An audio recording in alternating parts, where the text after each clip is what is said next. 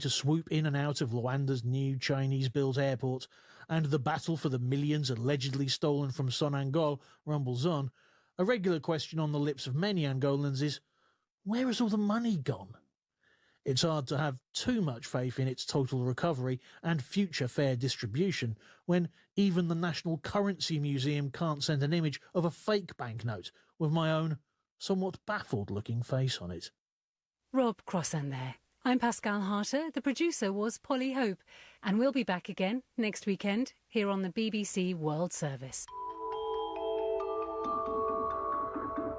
That was the BBC programme from our own correspondent. I'm Saroja Coelho. Have a great day. Good morning, Manitoba. It is Monday, June 9th. You're listening to Information Radio on CBC Radio 1. I'm Chloe Friesen, filling in for Marcy Marcusa this morning. Let's say hello to our team, Abby Adiemi, our technical producer. Good morning, Abby. Sierra Sanders is our show director this morning. And of course, Brad Lillies is behind our CBC Manitoba YouTube live stream. And Heather Wells is here, of course, with news headlines. Good morning. Good morning. Well, the chief of Sandy Lake First Nation in Northwest Ontario says she is thankful a team of Manitoba construction workers made it out alive. On Saturday, a group of 19 workers setting up fire breaks for the community got trapped as a wall of fire closed in around them. They found shelter in a shipping container and then finally managed to escape by running out and driving down the main road to Sandy Lake. Chief Dolores Kakagemic says the aftermath of what they went through looks frightening. We're going to hear more. And rain and temperatures may be falling across parts of the province, but wildfire danger is still high to extreme. Wildfire officials say 28 wildfires are still burning across Manitoba. I'll be back with more Manitoba news at 6:30. Thank you very much, Heather. You're welcome. That is CBC's Heather Wells. Lots to come on this morning's show. Grad season is here or quickly approaching, and that means celebrations, convocations, and valedictorian speeches. It's a very exciting time, and during this exciting time, we're going to actually talk to a newly selected valedictorian and his teacher. That's coming up on the show. Also, why do people choose to stay behind in the face of danger? Despite wildfires threatening multiple communities, some people have been unwilling to leave their homes.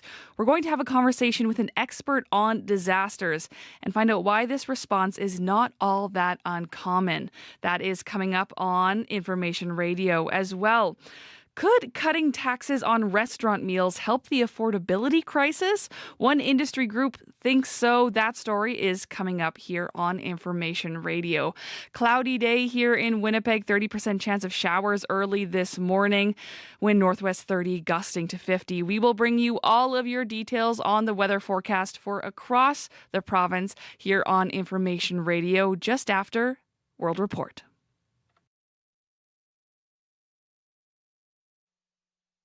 Today on Q with Tom Power. You've probably seen redacted documents before, a big page of text with black bars through them. The award-winning playwright Hannah Moscovich says she's trying to unredact her life to make her work. Hannah will be here to tell you how to do that and about her new play, Red Like Fruit. I got braver and I got older and I got more willing to be vulnerable. That's coming up on Q, followed by Commotion with Elamine Abdel Mahmoud on CBC Radio 1, the CBC Listen app, and everywhere you get your podcasts.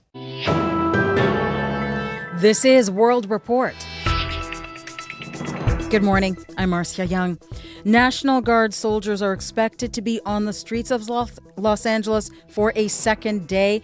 They were called out yesterday by U.S. President Donald Trump after days of protests over his immigration raids. It is a move many local officials call unnecessary and illegal. The CBC's Richard Madden joins me now from Washington. And Richard, what can you tell us? Yeah, we saw a weekend of violence and unrest raging across LA and parts of Southern California, with rioters burning cars and throwing concrete at police, and federal and state law enforcement using tear gas and rubber bullets to break up the crowds. Now, these demonstrations started as a peaceful protest against ongoing immigration raids, but tensions escalated shortly after President Trump took the extraordinary step of deploying some 2,000 National Guard troops to the ground. That was against the wishes of California's Governor Gavin Newsom, a Democrat who now blames Trump for inflaming an already tense situation by using the military against American citizens. Where's your decency, Mr. President? Stop. Rescind this order. It's illegal and unconstitutional. And I said it, I'll say it again, it's immoral. You're creating the conditions that you claim you're solving, and you're not. And you're putting real people's lives at risk. Now, LA's Mayor Karen Bass says Trump has only provoked the chaos. This is the first time a president has activated the state's National Guard without the request from the state's governor since the civil rights era back in the 60s. Now, Trump has threatened to arrest anyone who interferes with immigration enforcement, pitting Democratic-leaning California in the spotlight and perhaps an example of Trump's immigration crackdown. What can we expect today, Richard? Yeah, well, California Governor Newsom plans to file a lawsuit against the administration, arguing the deployment of the National Guard without state governor's approval is unlawful and unconstitutional. We're also likely going to hear from President Trump. He's returning from Camp David. He's been active on social media and will likely have a lot to say about the unrest and his immigration agenda. Thank you, Richard. Thanks.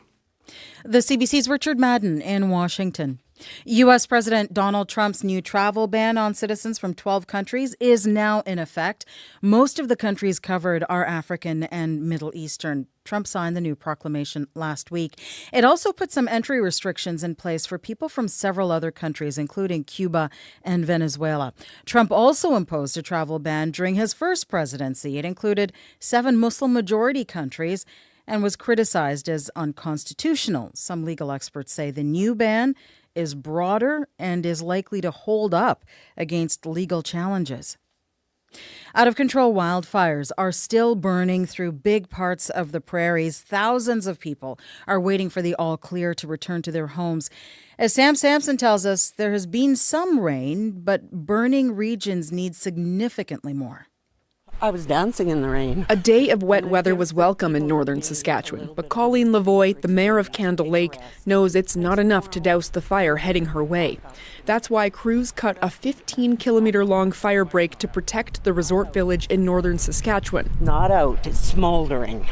So we'll be ready for the next waves that hit us. Candle Lake is under a voluntary evacuation, but 33 communities in Saskatchewan have been ordered to leave. In Manitoba, 18,000 people are out of their homes, mainly from the north. The largest fire complex there, about 7 times the size of Winnipeg. Further west, crews are fighting a fire that crossed from BC into Alberta, which forced smaller communities on both sides to flee. And the weather is not helping. Southern BC is in the middle of a heat event, and a cold front that passed through parts of Alberta brought winds that caused erratic fire behavior. You're putting in all this work, and the fire's going to do what it's going to do. Matthew Hernandez is not used to the dry Canadian terrain he's battling now. The American leads a 20-person firefighting crew from Oregon, helping out in northern Alberta. One of the many teams from afar each Prairie province has called in to relieve exhausted local crews. Yeah, they're extremely grateful. I mean, it'd be reciprocal if you guys came down and helped us out for Wildfire. You know, all the help we can get is super appreciated. Teamwork that's keeping fires at bay early in the fire season. Sam Sampson, CBC News, Edmonton. Closing arguments begin today in the sexual assault trial of 5 former World Junior Hockey players. The defense will be first to lay out its case before the judge in London, Ontario. And as Karen Pauls tells us, all arguments could be complete by the end of the week. Closing submissions can be vitally important. Christopher Sharon is a professor in the Faculty of Law at Western University. He says the Crown and defense lawyers have been reviewing transcripts, evidence, and case law, and then boiling it down to the most convincing argument they can make. It is truly the opportunity to present the picture that you think is the best picture of the evidence to the judge in a succinct, coherent, persuasive form. It's easy, especially when you get with such a long trial, to miss the significance or potential significance of pieces of evidence. Michael McLeod, Carter Hart, Cal Foote, Dylan Dubé, and Alex Formanton are accused of sexually assaulting a complainant known as EM, who says she was degraded, humiliated, spit on, and slapped while being pressured into performing sexual acts in a London, Ontario hotel room 7 years ago. They have all pleaded not guilty. I have absolutely no hope that this woman is going to get justice. Julie Lalonde is a women's rights advocate and educator who's been watching the trial from Ottawa. She says she lost hope when a key Crown witness couldn't remember things that would corroborate the complainant, but did help his former teammates. And when text messages he wrote describing what happened were not allowed as evidence. When people were like, oh, that's it, we're done. After a mistrial and 2 discharged juries, closing arguments will be businesslike and efficient, so Justice Maria Caroccia can start weighing the evidence. Karen Pauls, CBC News, London, Ontario.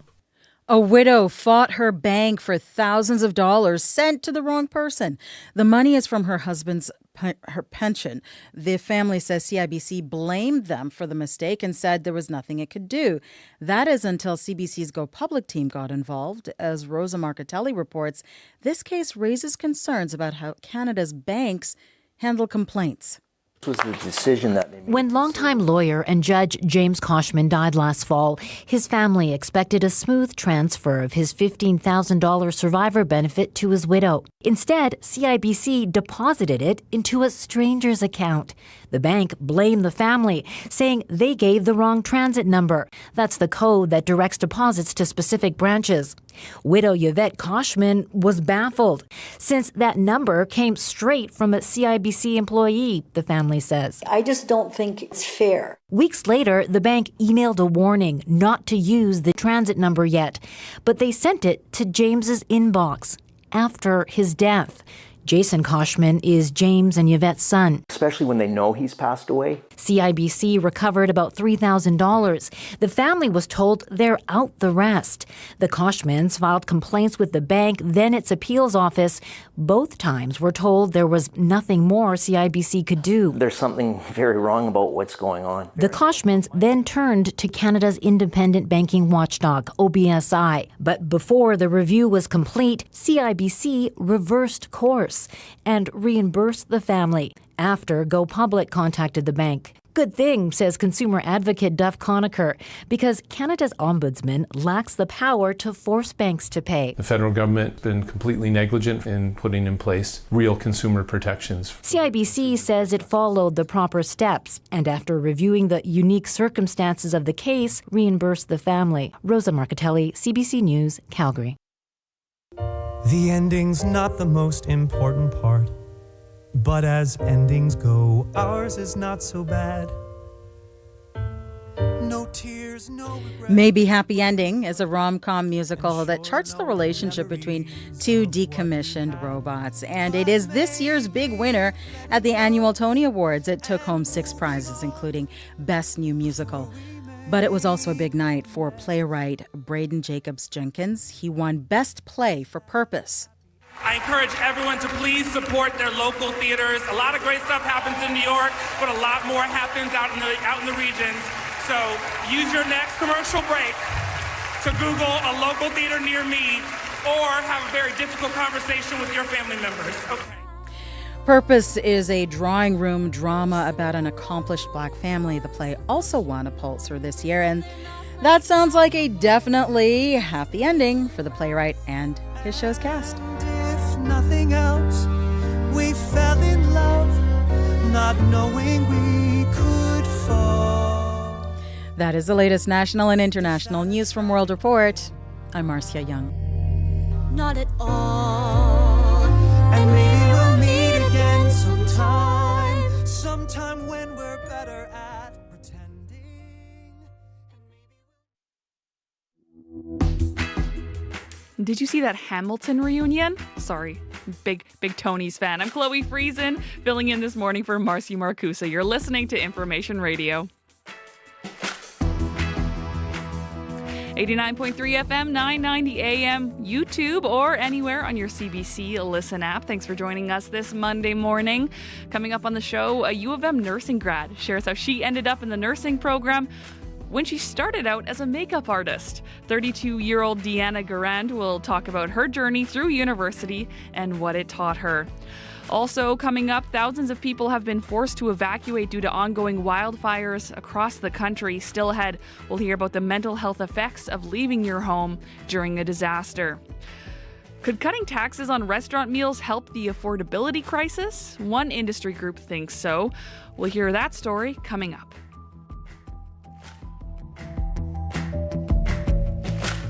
It's time now for news headlines with Heather Wells. Good morning. Well, the chief of Sandy Lake First Nation in Northwest Ontario says she is shocked by how quickly the wildfire there spread.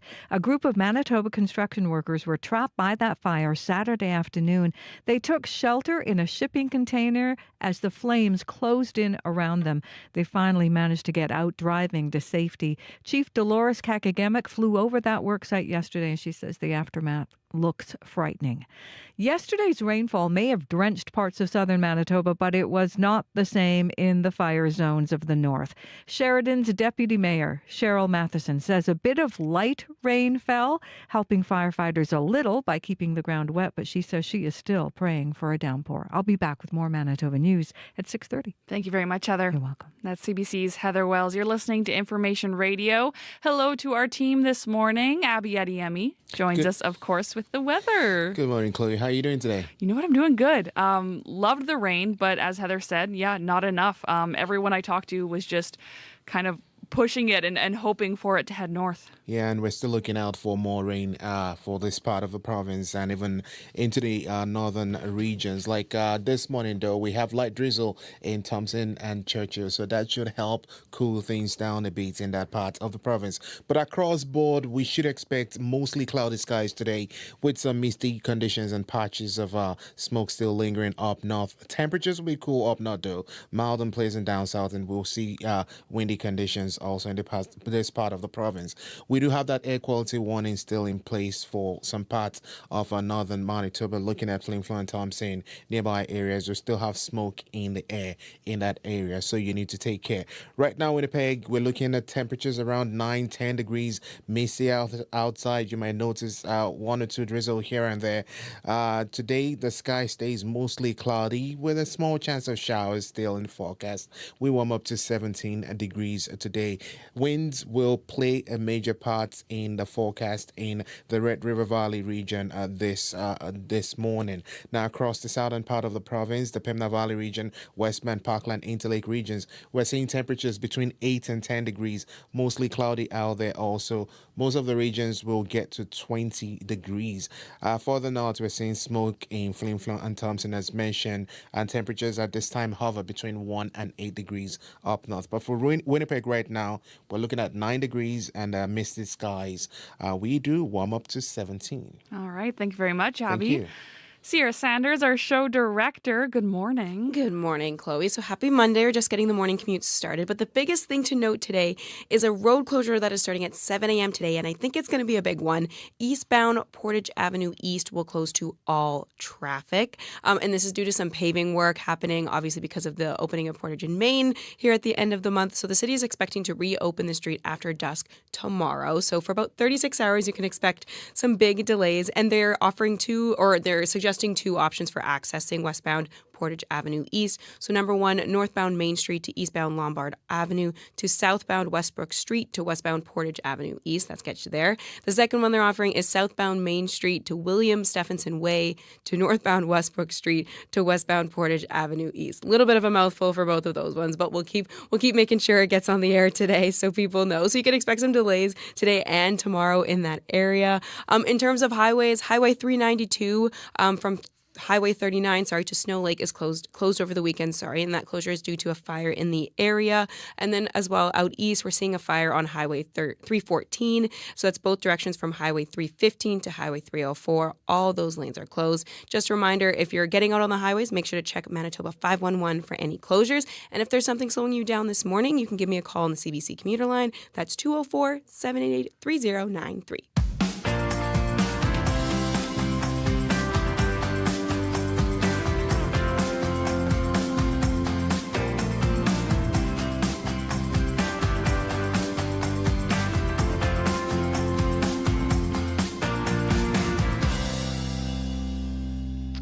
Well, it's grad season and students are finishing up the school year. Graduates heading out on new journeys, including 32-year-old Deanna Garand, who didn't even plan to go to university in the first place.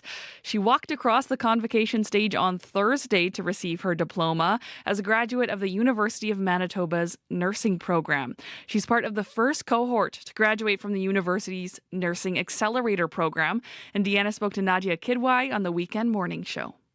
So let's start from the beginning of your journey, because you used to be a makeup artist. I was, and you know what? I still am. Oh, okay. Which is something great that I can carry along with me as we go. But that was what I did full time for the last 17 years of my life, and absolutely zero intentions going to university. I never thought that was going to be for me, or that it was something that I could see myself finding a fit in. And I was actually quite against the idea of going to university for myself for all of my teens and 20s. So, surprise, here we are. Why were you against the idea of university?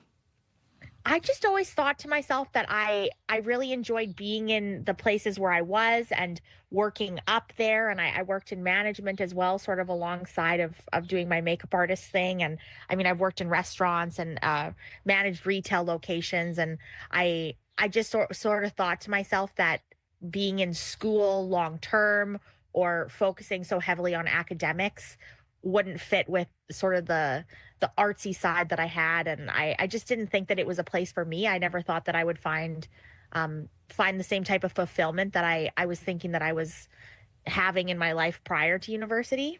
It just didn't seem like a good fit for me at the time. What changed your mind? I had a lot of friends that had been going through university for various things, and a lot of my family members have gone through school. My cousins are all educators, and my aunties and my grandmother were healthcare and nursing. And so it's sort of always been around me. And then once COVID hit and I lost my ability to work, all the movies I was working on shut down, and the weddings were canceled, and the stores that I was in had closed. I thought, I don't really know what my future is going to look like long term with stability, with whatever this new world is that we're living in. And maybe I can't touch faces for a living. Like, I just don't know what will happen. And so I then at that point sort of thought, if ever I considered at all going to school for anything, whatever that might be, now might be the time for me to really think about that. So it was 2020, so mid lockdown and restrictions. And I was just going to call the University of Manitoba just to ask some questions. I had a couple friends at that time that were really like, Deanna, just call. Like, what's the worst that could happen? Just see. And obviously my family were really encouraging and hopeful that maybe I would consider going into healthcare or something, like following in the footsteps. And I called. It was a day in July, I'm pretty sure. And the university registrar's office that I talked to, they said, today's actually the last day to apply in for the fall term if you're thinking about that. So you kind of have till like 4:30 today to apply. And so it was a really just whim, spur of the moment. I put all my paperwork together and submitted it in by the deadline that she told me. And like almost immediately the next day, I was connected with somebody at the Indigenous Student Center who got me totally set up and organized. And it sort of has just been like a whirlwind since then. Tell us more about this PINE program, the Pathway to Indigenous Nursing Education, and what a difference it made having that kind of Indigenous cultural support to a program for nursing. I think that the nursing program, because it's so large, I think that it could be really easy for you to sort of get lost in the folds of it when you're first getting yourself in there. And if you're going through it maybe and you haven't made strong connections with your peers, or maybe you're starting school a little bit more mature like I did, where I'm not coming to school with people that I know.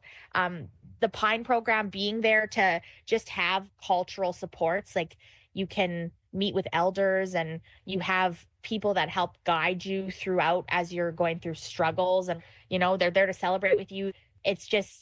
It was so helpful for me. It just makes such a difference to feel like there's people that understand your background and understand your journey and understand the struggles of going through university as an Indigenous person, because I mean, there's so many barriers, and even in the most progressive of places, there's still things that maybe aren't ethically correct, or where you are going to run into different things that maybe don't make sense, and you need somebody else to help weigh in for you on what those things are. So it's important to have that community and have that extra support. Well, it sounds like you really had a sense of belonging and a sense of community because of that program. So what's it like now to end that chapter of your life? It's very bittersweet. And I do feel in myself like I don't want to ever stop going to university now, which I don't think I ever would have said that in my life. But um, I enjoyed it so much and I felt so much fulfillment and I have felt so much community that there's a part of me that's very sad that I'm leaving this chapter. And I mean, I'm sure I will go back for more education and I will be able to reconnect. And I've made so many amazing networks along the way that I know will always be there for me. But I'm so excited to go out into the world and I'm so excited to start this new journey. And I do, although I feel like I'm not ready, I do feel like I'm very ready to do this now and to do some good work and use all of my skills and all of my knowledge that I've gained and get out there. Deanna Garand is a new graduate of the University of Manitoba's nursing program. She was speaking with CBC's Nadia Kidwai on the Weekend Morning Show. Breaking news happens anywhere, anytime. Police have warned the protesters repeatedly, get back. CBC News brings the story to you as it happens. Hundreds of wildfires are burning. Be the first to know what's going on and what that means for you and for Canadians. This situation has changed very quickly. Helping make sense of the world when it matters most. Stay in the know. CBC News. The time is 6:22. You're listening to Information Radio. Being forced to evacuate your home is necessary to protect yourself and your loved ones. But understandably, it comes with emotional distress. Thousands of people have been displaced during the ongoing wildfires in the country's west and northern provinces. Joining us is Simon Parzniewski, a postdoctoral fellow at the Faculty of Health at Dalhousie University. He feels it's important to provide a safe space and support evacuees emotionally. Welcome to the show, Simon. Good morning. Thanks for having me. First of all, what do you have to say to those who are displaced and have had to evacuate their homes for the past few days or weeks? I want to acknowledge how incredibly difficult and unsettling this moment is for many people, and being forced to leave your home not knowing what you will return to and facing so much uncertainty takes tremendous emotional toll. Please know how you are not alone, that Canadians are thinking of you, that your communities, responders, and support systems are mobilized to help you. And please make sure you take things one step at a time, prioritize your safety of others. It's okay to be overwhelmed, anxious, and yes, and there are normal responses to abnormal situations. And we are all aware that this might have negative effect on your mental health. So there are a lot of services that if you need help, emotional support or housing and other essentials, these evacuation situations are just temporary and your well-being is ongoing. So be gentle to yourself. These are enormously stressful situations for people. How does it affect people's mental health? Trauma begins with physical displacement of homes, often with very little warning. It extends to prolonged uncertainty about when or if people will return. It might take weeks or even months. And people are not only losing their homes and possessions, but also their sense of safety and control. Many experiencing heightened level of stress, anxiety, sleep disruption, depressive symptoms as they cope with those overwhelming challenges. And in some cases, particularly for individuals who lived through the previous evacuations or climate disasters, these current crises can be re-traumatizing. And what is especially troubling, we see in the research, is the emergence of eco-anxiety or eco-grief, what we call a deep, sometimes paralyzing emotions that can be linked to witnessing the destruction of familiar natural landscapes or growing realization that those climate-driven disaster events are no longer rare, but those can occur on a yearly basis. Here in Manitoba, hundreds of evacuees from Puckatawagan and Pimicikamak Cree Nation were actually sent to Ontario so they could stay in hotels rather than in evacuation centers set up in Winnipeg. What difference does that make for an evacuee's mental health to have that space and that privacy? I think it creates a tremendous difference for people to have those safe spaces. In the research, we always talk about the capacity, resilience capacity, which is important on individual community, family and community levels, and staying connected with family members, neighbors, and community support groups can really reduce feelings of isolation and strengthening resilience. It's beneficial to make sure of different practices. If you have those safe spaces, you can practice mindfulness, you can take breathing exercises, or even journaling can be helpful for people to support their emotional regulation. What supports or organizations are out there that are helping folks displaced by wildfires access mental health services? As far as I know, there are a range of organizations that have been opening their spaces in Winnipeg for various activities. Those includes museums, and also YMCA provides safe spaces for families with their children. So there are a range of organizations that are actually active out there beyond the scope of their activity to help to facilitate those needs, the emergent needs of people evacuated. What do you see the next couple of months looking like for the needs of folks who have been evacuated and their mental health? I think what is important is that we try to think about thinking sometimes out of the box and try to normalize mental health support services for people in general, and especially for those like children and older adults, those with pre-existing mental health conditions who are particularly vulnerable, and being aware that this situation can take a longer time to recover from, and not only bounce back to what has been there, but actually moving forward and being stronger from it. Simon, lastly here, how can Canadians show support to those who have been displaced?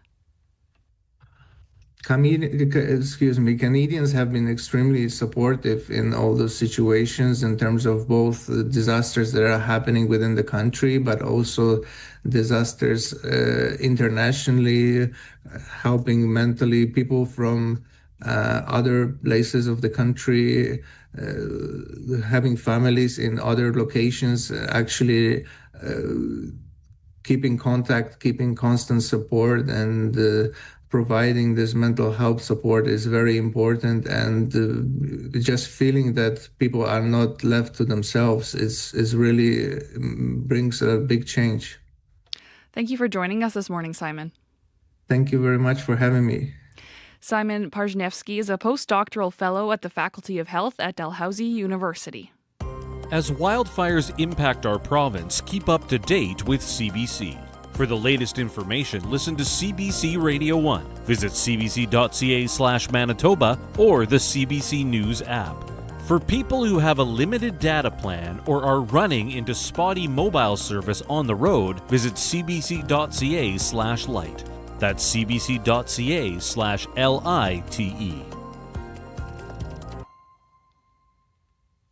I quickly want to read from our most recent fire bulletin provided by the province of Manitoba. Something it mentions is the Manitoba Wildfire Service and the Office of the Fire Commissioner reminds Manitobans to follow mandatory evacuation orders. If a mandatory evacuation order is issued for a community, all residents must leave their homes and not return until advised by authorities if it's safe to do so.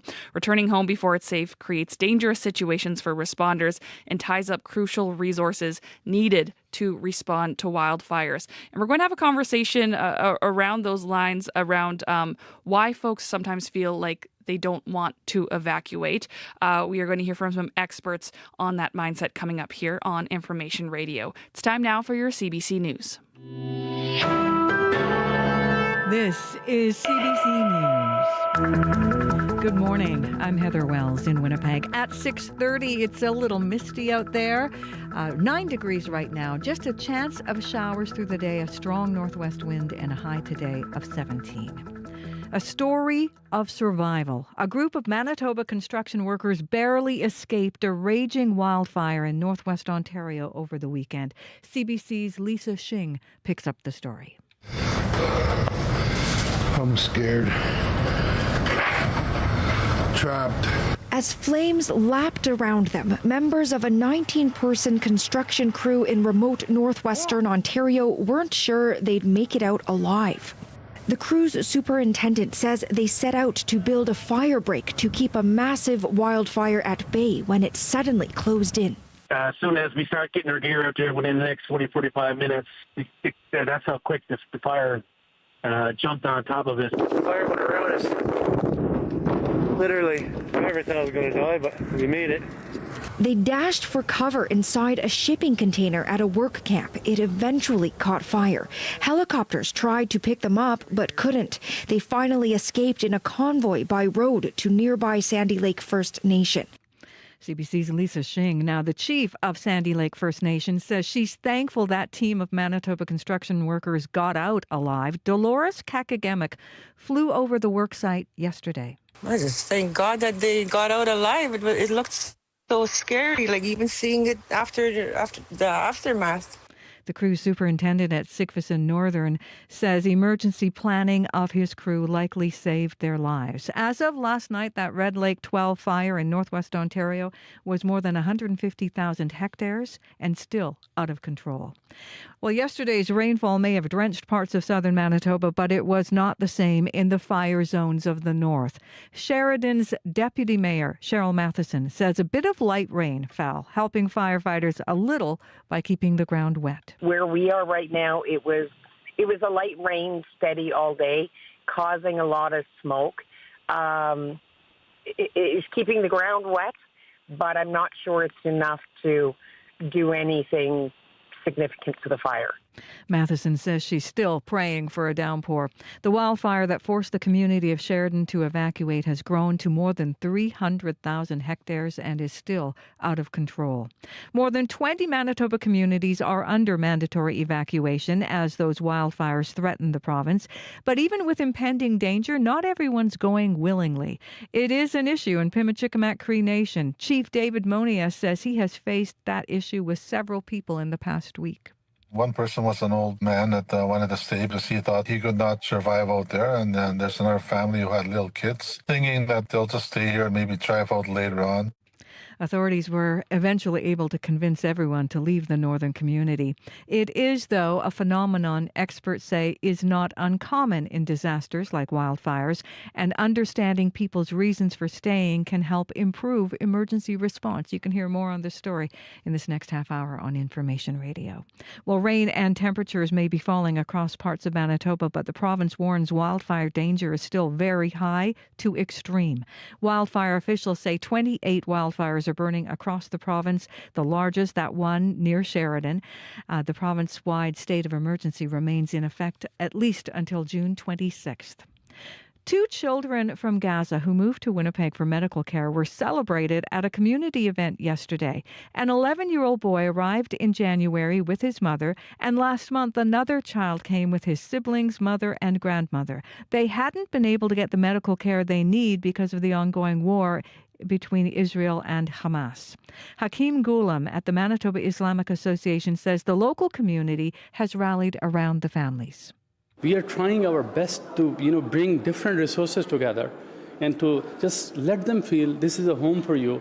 We are here to welcome you. We are here to support you. We are here to stand by you. Premier Rob Canoe says officials are in the early stages of bringing a third family to Manitoba. Regulatory changes for nurses to practice in this province have one organization calling for more change. The requirement for out-of-province nurses to prove they worked a specific number of hours in Canada before they could practice in Manitoba has been removed. Joyce Christensen at the Association of Regulated Nurses of Manitoba says it's a sign of progress to get more nurses on the front lines. This is wonderful news for many nurses who want to practice in Manitoba, but it is also problematic for a small number of individuals who are trying to practice nursing without necessarily having the knowledge and skills to do so.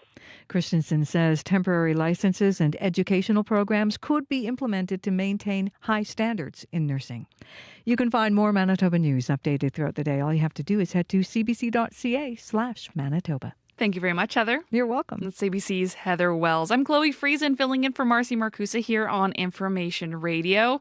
Turning things to Abby Adiemi now for a look at the weather. Good morning once again. From misty skies in the southern part of the province to smoky and cool conditions up north, the province will be seeing a mixture of clouds, mild temperatures, and shifting winds today. Air quality warning still in effect for parts of the northern regions from Flin Flon all the way into Thompson this morning, as smoke from nearby fires causing poor air quality and low visibility. So it's expected to stick around for a bit. If you're going to be in that area, try to stay indoors as much as possible. Winnipeg, 9 degrees and misty. Cloudy conditions we get today.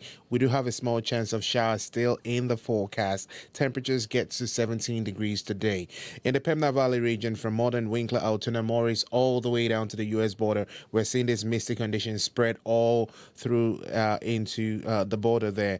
Temperatures around 9 degrees at this time. It's going to be cloudy today. We'll also have that small chance of showers in the forecast. Winds will be mild from the northwest, then it's going to ease by the afternoon. Temperatures get to around 19-20 degrees. We now head into the Westman region. Right now in Brandon, it is 10 degrees under mostly cloudy conditions. Expect some clouds to stick around today before clearing late in the afternoon. Winds also coming from the northwest, which will feel mild and windy at some point. We'll see highs around 21. In the Parkland region, 10 degrees in Dauphin with cloudy conditions. Cloudy cover will be sticking around this morning with a gradual clearing this afternoon. Winds coming from the northwest, becoming windy, and high also near 22 degrees. Good morning, Gimli. You are currently at 8 degrees. For the Interlake region today, we're looking at partly cloudy skies, a small chance of showers. Winds from the northwest will ease and then become light by the afternoon period. High around 17 degrees. In the Power Flin Flon nearby areas, we're seeing mostly clear conditions at this time. However, we are still having that air quality warning due to smoke coming in from the nearby fires. We're seeing temperatures around 8 degrees. Smoke will continue to bring in reduced visibility into that region, and then we'll see a wind shift later into a mix of sun and clouds. Local smoke will remain in that territory, high of 18 degrees. In Thompson, we're looking at 6 degrees, drizzle and smoky conditions. Air quality warning in place, high around 13 degrees. Local smoke will also be staying with folks for much of the day. And lastly, in Churchill, we're seeing temperatures around 1 at this time, mostly cloudy. We saw some rain showers in that area earlier. It's going to end as you get into the morning, and then more showers likely to return later, and we'll see winds coming from the northeast. Highs will be around 3 degrees. So it's more like cool and smoky up north and misty and mild down south, Chloe. Thank you very much, Abby. Time for a quick look at your commute with Sierra Sanders. Good morning. The biggest thing to note is a road closure that is starting here in the next, I would say, 20 minutes, so 7 a.m.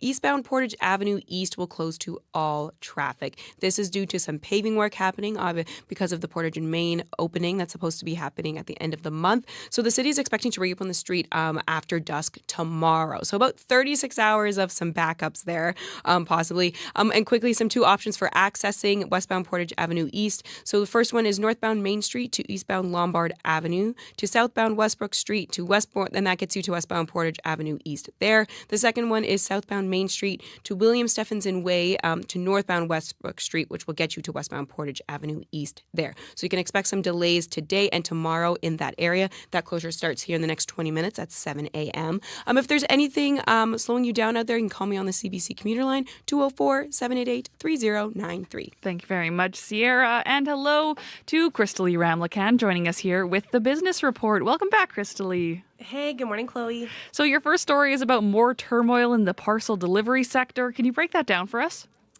Yes, that's right. So DHL Express Canada workers are on strike now, and Unifor says the company locked workers out just after midnight yesterday as the two sides failed to reach a contract deal.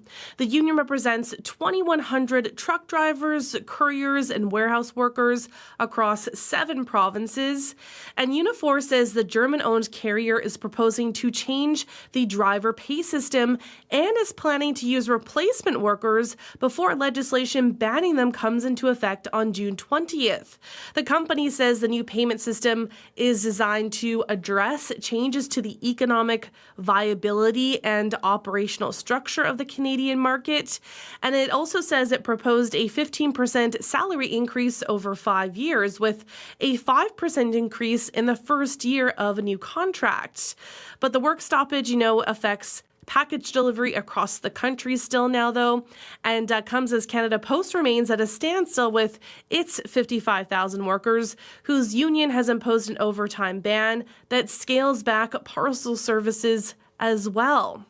So Unifor Works says a work stoppage could disrupt next weekend's Formula One Canadian Grand Prix in Montreal because DHL is actually responsible for transporting the race cars.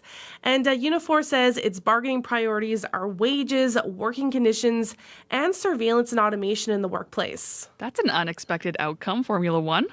Exactly. Yeah, you never know, really what companies are doing what sometimes when, there's so many different providers, and that could be, a big challenge for an event that the city is really hoping goes smoothly. Moving to entertainment now, some of the biggest streaming companies in the world are set to challenge a CRTC ruling requiring them to fund CanCon. What are the details on that?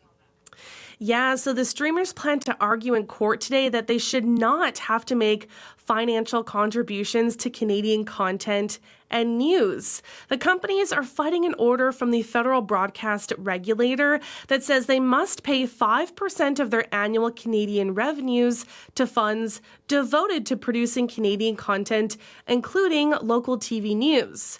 The case consolidates several appeals by streamers including Amazon, Apple, Netflix, and Paramount. And the streamers have put forward a long list of arguments on why they shouldn't have to pay. So, for example, Spotify argues the contribution is basically a tax, which it says the CRTC doesn't have the authority to impose. But the Canadian Association of Broadcasters says the CRTC has wide authority under the Broadcasting Act.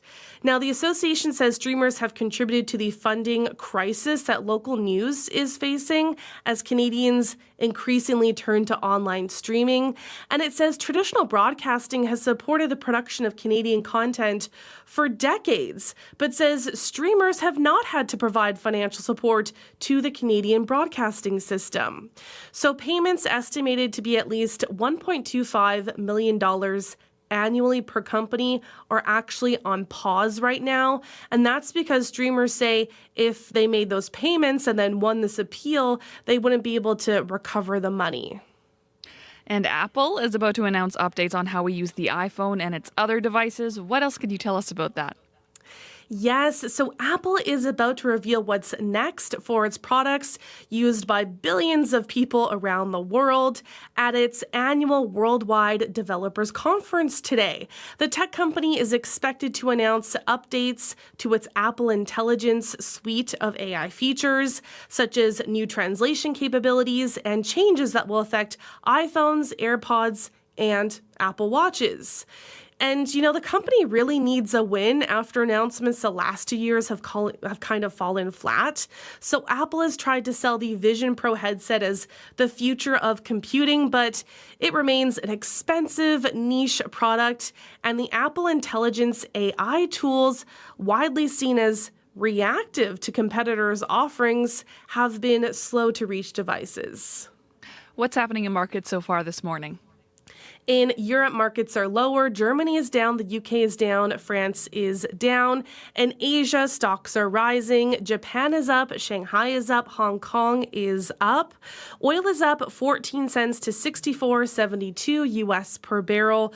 Gold is up 814 to $3,316.83 US per ounce. And the dollar is up 0.14 of a cent to 73.2 cents US.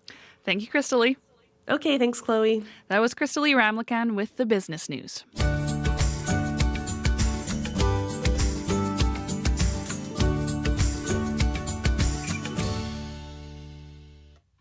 Well, if you're making plans to visit a national or provincial park this summer, first of all, do make sure that it is not under a fire ban. But you can also check TikTok to find out which ones are sexiest. It may sound ridiculous, but that's what's happening right now on the app, and it's born out of a serious reason. CBC's Jason Osler explains why.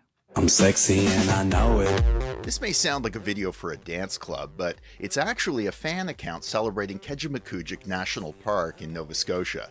Scenes of kayaks paddling through the park's beautiful waterways are paired with a caption that says, quote, "Everyone loves a good paddling," end quote. It's known as Park Talk, a movement to promote parks born out of budget cuts to national parks in the US. It quickly caught on in Canada as well. Check this. This one features a male model taking a dip in a river with scenes from Chilliwack Lake Provincial Park in BC. It was posted by the BC Parks Foundation, the fundraising arm for BC Parks and some conservation efforts. Ashley Aubry is Director of Marketing and Communications with the foundation. We just thought we'd try and test the water, see what we can do using some clean edits of some of the songs. And then it kind of just spiraled and snowballed from there. The posts became increasingly risque, using songs, captions, and innuendo not fit for these airwaves. We had one post of a bear catching a salmon straight into its mouth. And if you cut that with some uncensored music, it makes it even more exciting. So that was a post that kind of took off. I think got over 500,000 views. Aubrey says he couldn't believe what happened next. Within 24 hours, we went from a few hundred followers to, I think we kind of hit like 17,000 followers in the first 24 hours. And since then, we're at over 22,000. So it's still growing. The foundation is taking advantage of the moment and now selling merchandise. For example, you can buy a shirt that says, "Keep Parks Sexy," with all proceeds going to parks and protected areas. Aubrey says the Park Talk trend brings much needed levity. I think messaging around nature and conservation historically has always been doom and gloom. So I think this is an opportunity to take us from that serious mindset that people may have about parks and conservation. It kind of brings a little bit of fun and lightheartedness to it. But not everyone feels the intended messaging behind Park Talk is clear. There's just no real message attached to these other than, wow, it's a shock. It's a real attention grabber. Julie Rosenthal is an associate professor and assistant director of the School of Outdoor Recreation, Parks and Tourism at Lakehead University. Is this really drawing awareness to parks?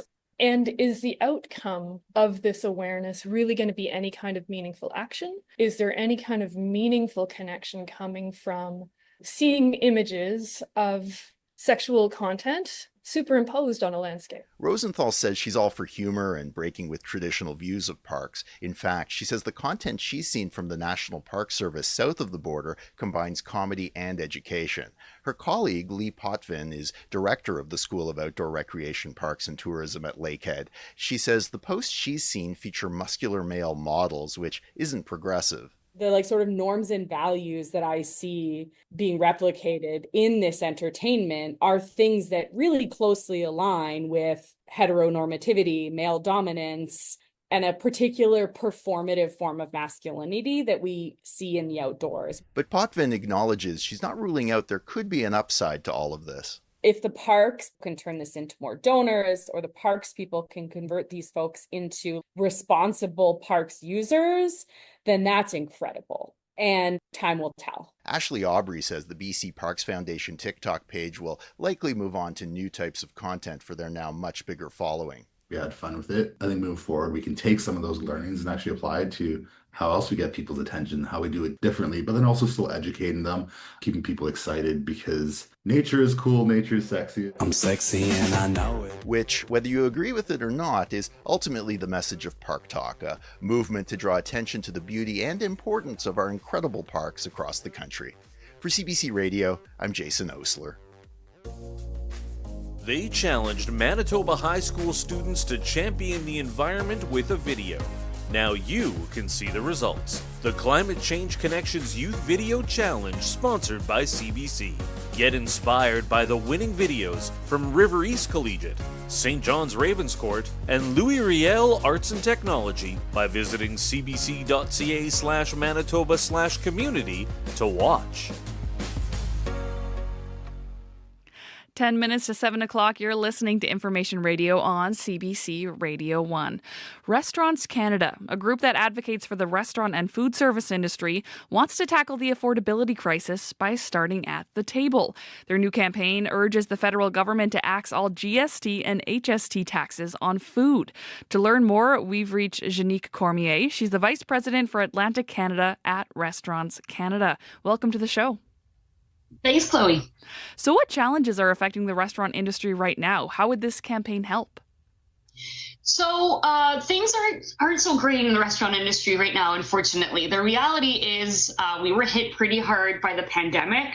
And right when things started getting better and restrictions were being lifted and people started downing out more, we got hit with an affordability crisis. That means our operational cost went up over 20% in the last 2 years, while Canadians are tightening up their wallets because they're struggling to make ends meet. And so they're coming to our restaurants less frequently. And when they do, they're spending less money.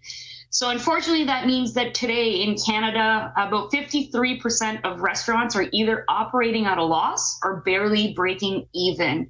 And as a $120 billion industry that employs over 1.2 million Canadians, if 53% of restaurants close tomorrow, we would be in a pretty bad economic situation. So currently, what is and what isn't taxed when it comes to food? So the food that is taxed is anything that is prepared for you. So your frozen pizza at the grocery store isn't taxed, but the minute that it's cooked and ready for you to eat, it gets taxed. So all of the prepared food sections at the grocery store, the rotisserie chicken, the sandwiches, etc., those are all taxed. Restaurant meals are all taxed, but food that isn't prepared is not taxed. So your chicken, if it's not cooked for you, then you don't pay taxes on it. So we had a taste of this move earlier this year with a temporary tax cut. How did that affect the industry? It was a tremendous success for our industry. Canada-wide revenues went up on average 8.6%. We added 24,000 jobs in our industry. Bankruptcies numbers were down 50% compared to the year before at the similar time. And it really gave us a boost at a time of year where we need it the most. January and February are typically the slowest months in the restaurant industry. It's dark, it's cold. We just spent a bunch of money on Christmas. So Canadians typically don't dine out that much during that time. And so this tax holiday kind of gave Canadians a reason to get out of the cold, the house out in the cold and to get to a restaurant. So it was a resounding success. Now, GST and HST revenues go to the federal government. What would a plan like this cost them? So we estimate that it would be a net cost of $3.9 billion. That said, our estimate, and that's just on the 5% GST, is that we would actually add 64,000 new food service jobs in the Canadian economy, over 15,000 spin-off jobs in related industries.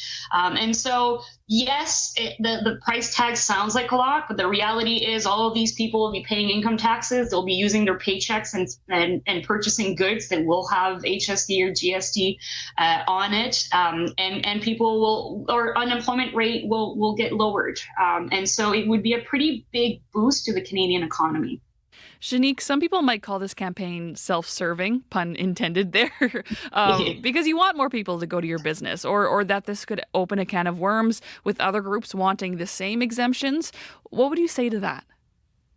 I mean, the bottom line, the question we are asking ourselves is, should food be taxed? We're talking about food here.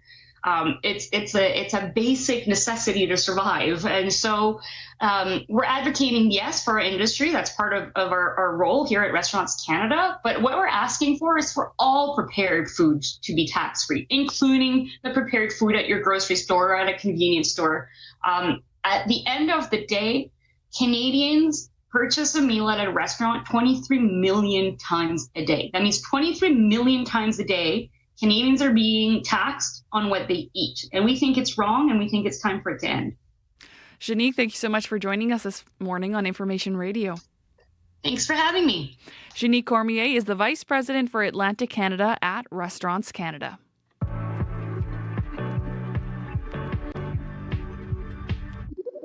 On This is Manitoba, we celebrate who we are, and we lean into the challenges here that can make this place even better. I'm Marcy Marcusa, host of This is Manitoba. On the podcast, we tackle one topic in a new episode every Friday. It's always about us, the news, and the people here.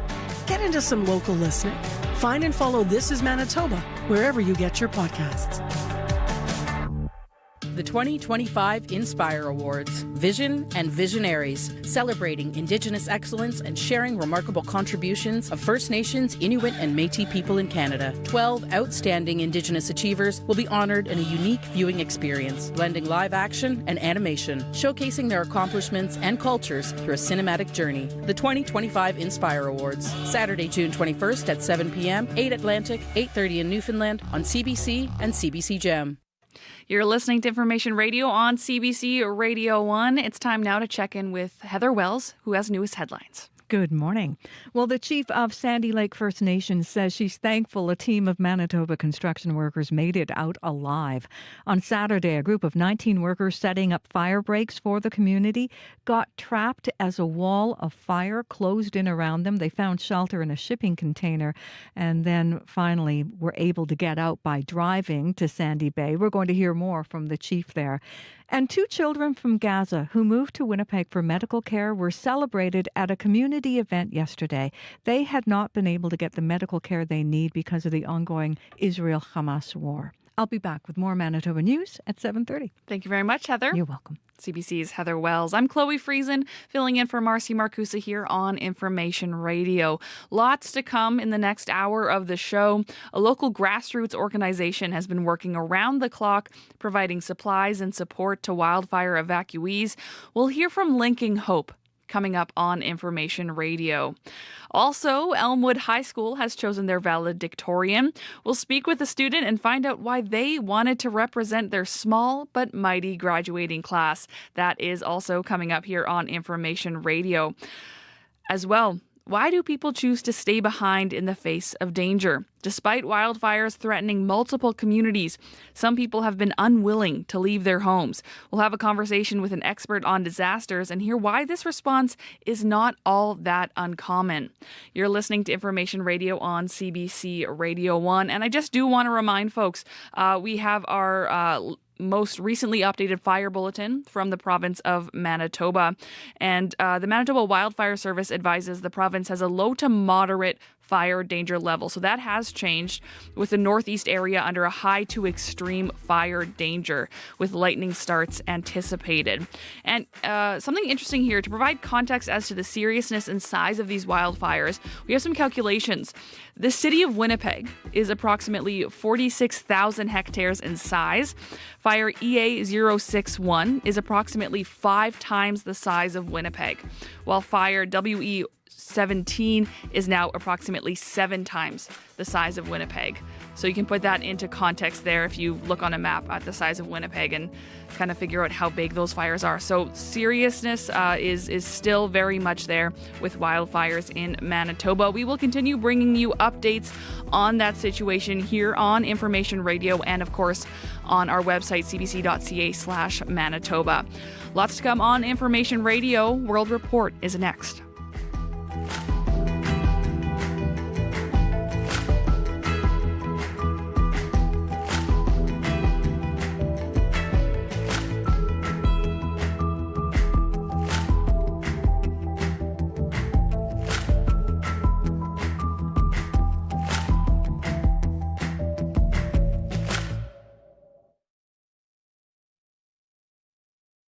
On the Current. Here at St. John's, the capital city of Newfoundland, it used to be said, to live, we look outward to the sea.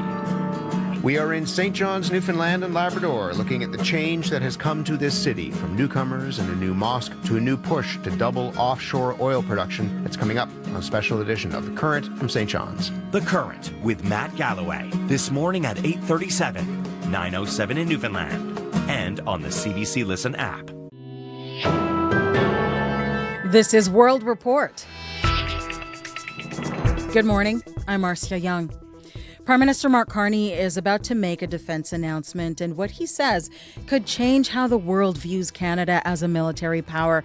Carney will be talking about defense and security a lot in the coming weeks, first at the G7 summit in Kananaskis and later the NATO Leaders Summit.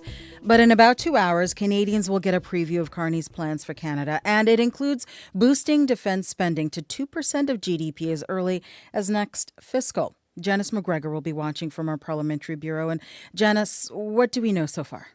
Marcia, Mark Carney cited the uncertainty around future defense spending as one of the reasons it wasn't going to be possible to put a federal budget in front of Parliament this spring. We know spending has to go up to hit not just NATO's current 2% of GDP target, but to respond to the strong signals that that target may be ratcheting up as high as 5% now. That is a budget buster for Canada. Tens of billions more. But exactly how much, how fast, always left unstated, critically left unspecified how that spending would be used. The Liberal election platform talked about not just marquee procurements, aircraft, ships, submarines, but also boots on the ground, salary increases, other incentives to boost military personnel.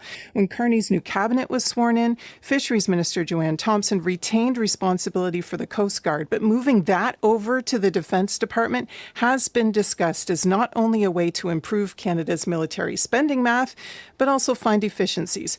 Yesterday, Carney, as the chair, laid out 3 core missions for the G7 talks next week. One of them is going to be focused on strengthening peace and security. Could any of this be tied to a potential tariff deal?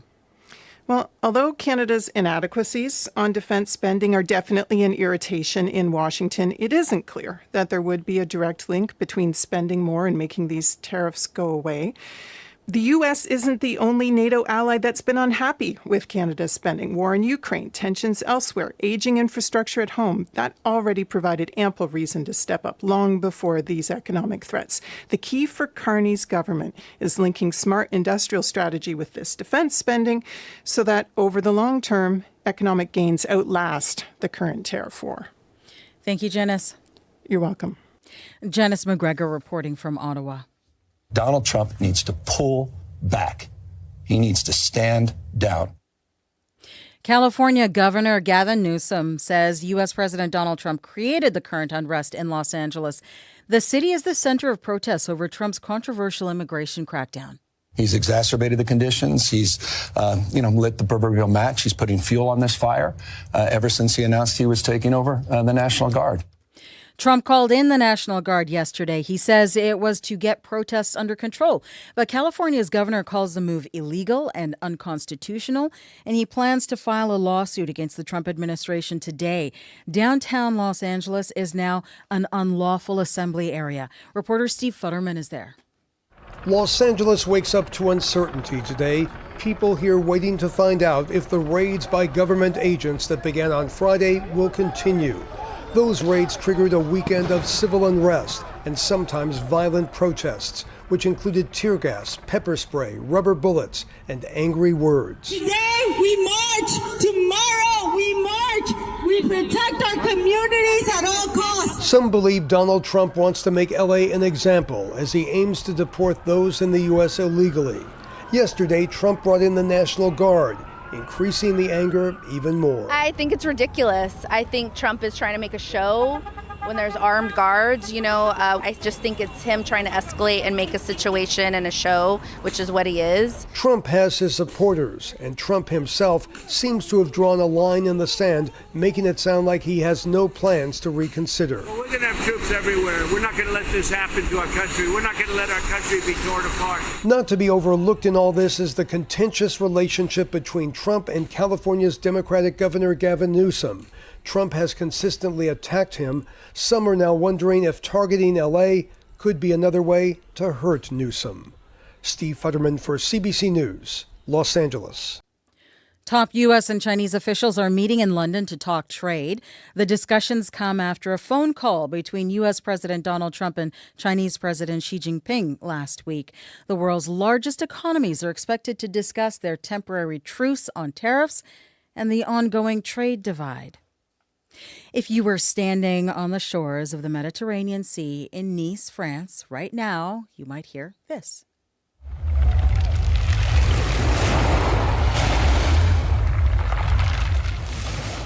But if you went into the city where the UN Ocean Summit is happening right now, you might hear this instead. Member states also adopted the Agreement on Marine Biological Diversity of Areas Beyond National Jurisdiction, a historic breakthrough. I urge all delegations to ratify it. That call to action comes from UN Secretary General Antonio Guterres. The High Seas Treaty he is referring to would enable conservation in international waters. Watchdog groups are warning less than 3% of the world's oceans are effectively protected. And this ocean conference is supposed to address climate funding, plastic pollution, and deep-sea mining. It is going to be a rough start to the week for thousands of commuters in Montreal.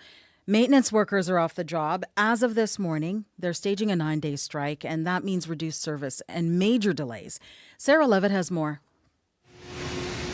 If you work a regular 9-to-5 shift, you may only notice there seems to be a lot more people cramming into Montreal's metro. But if you commute outside those hours, sorry, you won't be taking a bus or the metro because of a strike. We know it can be restricting, says Bruno Jeanette, the president of the union representing public transit maintenance workers. But he says that's the point of the strike. This one, by the 2,400 workers, means varying hours of service, mostly during rush hour only, at an extremely reduced rate. Among the workers' concerns are atypical hours for their shifts and the Montreal Transit Authority turning to outsourcing. The strike will have a major impact in and around the city. Schools, hospitals, and more have all sent out warnings to employees and the public ahead of the reduction of service, warning of delays. Already the metro is jam-packed, this commuter says.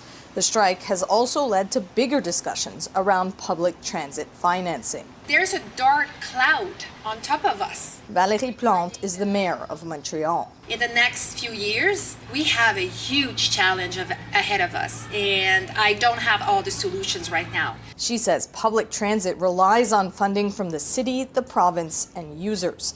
And if users can't count on reliable transport, it's a problem. Sarah Levitt, CBC News, Montreal. Health experts are trying to raise awareness about the risk of measles to pregnant women. The number of cases continues to grow across Canada. As Alison Northcott reports, the warning follows the country's first death linked to the measles outbreak. We wanted to be able to raise awareness. Dr. Michelle Barton works at the Children's Hospital in London, Ontario, in a part of the province that's at the heart of the measles outbreak. In an article published today in the Canadian Medical Association Journal, she and other experts call attention to the impact measles can have on people who are pregnant and unvaccinated. The similar complications that children have, pneumonia, hepatitis, but death as well. Last week, the province recorded its first death linked to the outbreak. A premature baby with other serious underlying medical conditions contracted measles before birth from its unvaccinated mother. Public health officials say the virus was a contributing factor in the infant's death. Dr. Earl Rubin, pediatric infectious diseases director at the Montreal Children's Hospital, says someone who is unvaccinated and pregnant and exposed to measles can be given intravenous immunoglobulin to reduce the risk. And you want to give that and kind of trick the body as if they were vaccinated and hopefully prevent complications. Rubin says people should get vaccinated before getting pregnant because the vaccine is not recommended during pregnancy. Dr. Doreen Elchar with the Society of Obstetricians and Gynecologists of Canada says right now routine prenatal blood tests don't screen for measles antibodies to see if a patient is protected. This is something we definitely have to reflect on as we see the growing numbers. She says that could potentially help doctors tailor care to protect unimmunized patients as much as possible. Alison Northcott, CBC News, Montreal. And that is the latest national and international news from World Report. News anytime, cbcnews.ca. If you like the World Report podcast, follow us and tell a friend. It helps spread the word. I'm Marcia Young.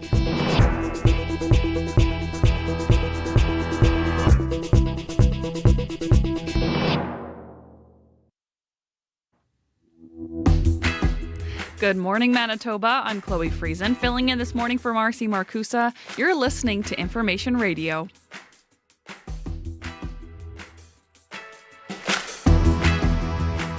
89.3 FM, 990 AM on our YouTube live stream or anywhere on your CBC Listen app.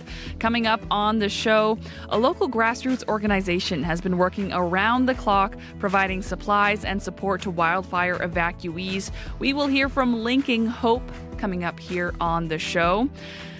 Elmwood High School has chosen their valedictorian. We'll speak with the student and find out why they wanted to represent their small but mighty graduating class.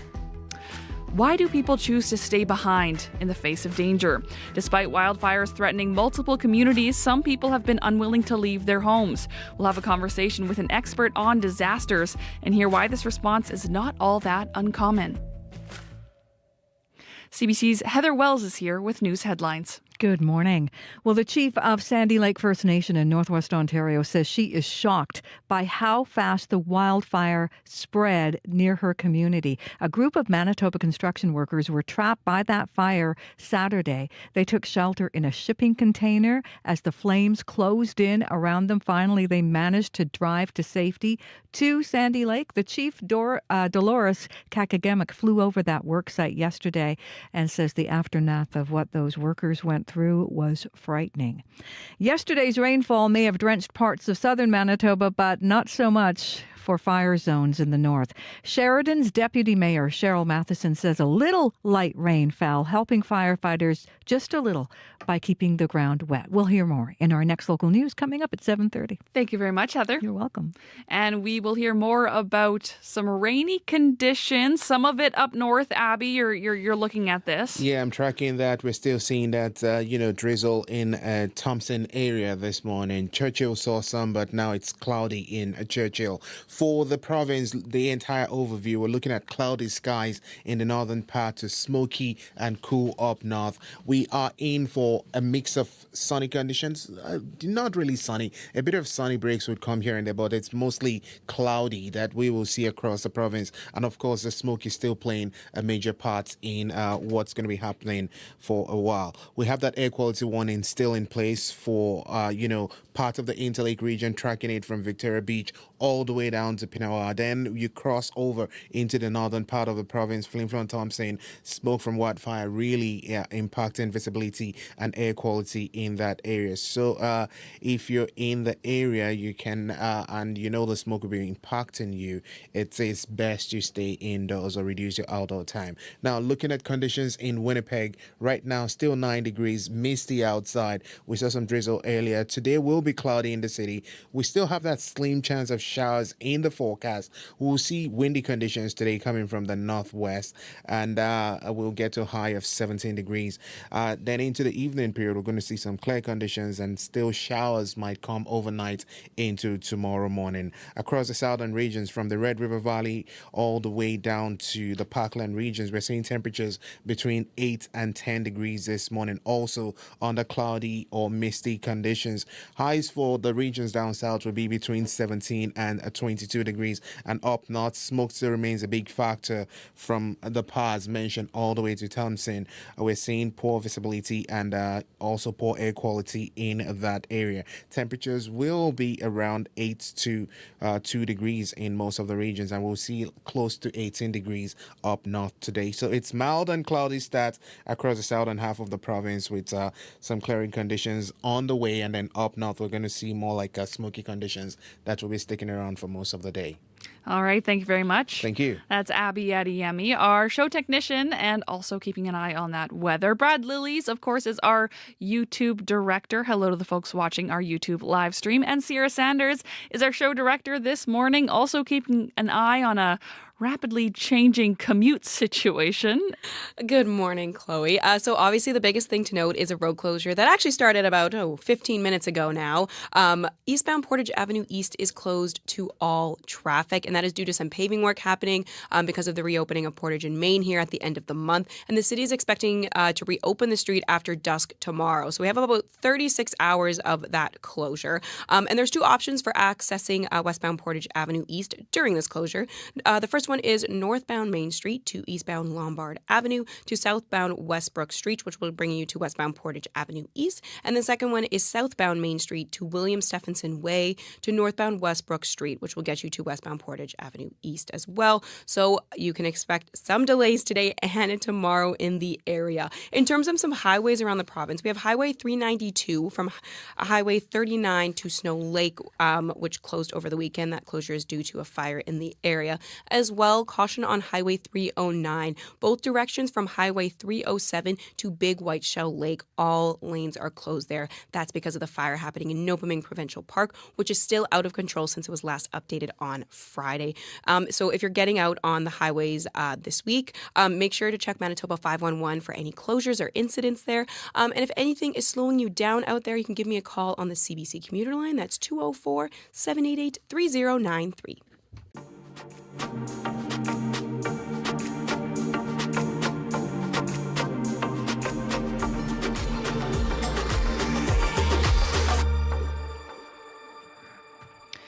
When wildfires began burning in Manitoba and thousands in the province were forced from their homes, organizations and volunteers leapt into action to provide supplies and support. CBC's Jim Agapito visited volunteers at Linking Hope, who say it's all made possible through the kindness of the community.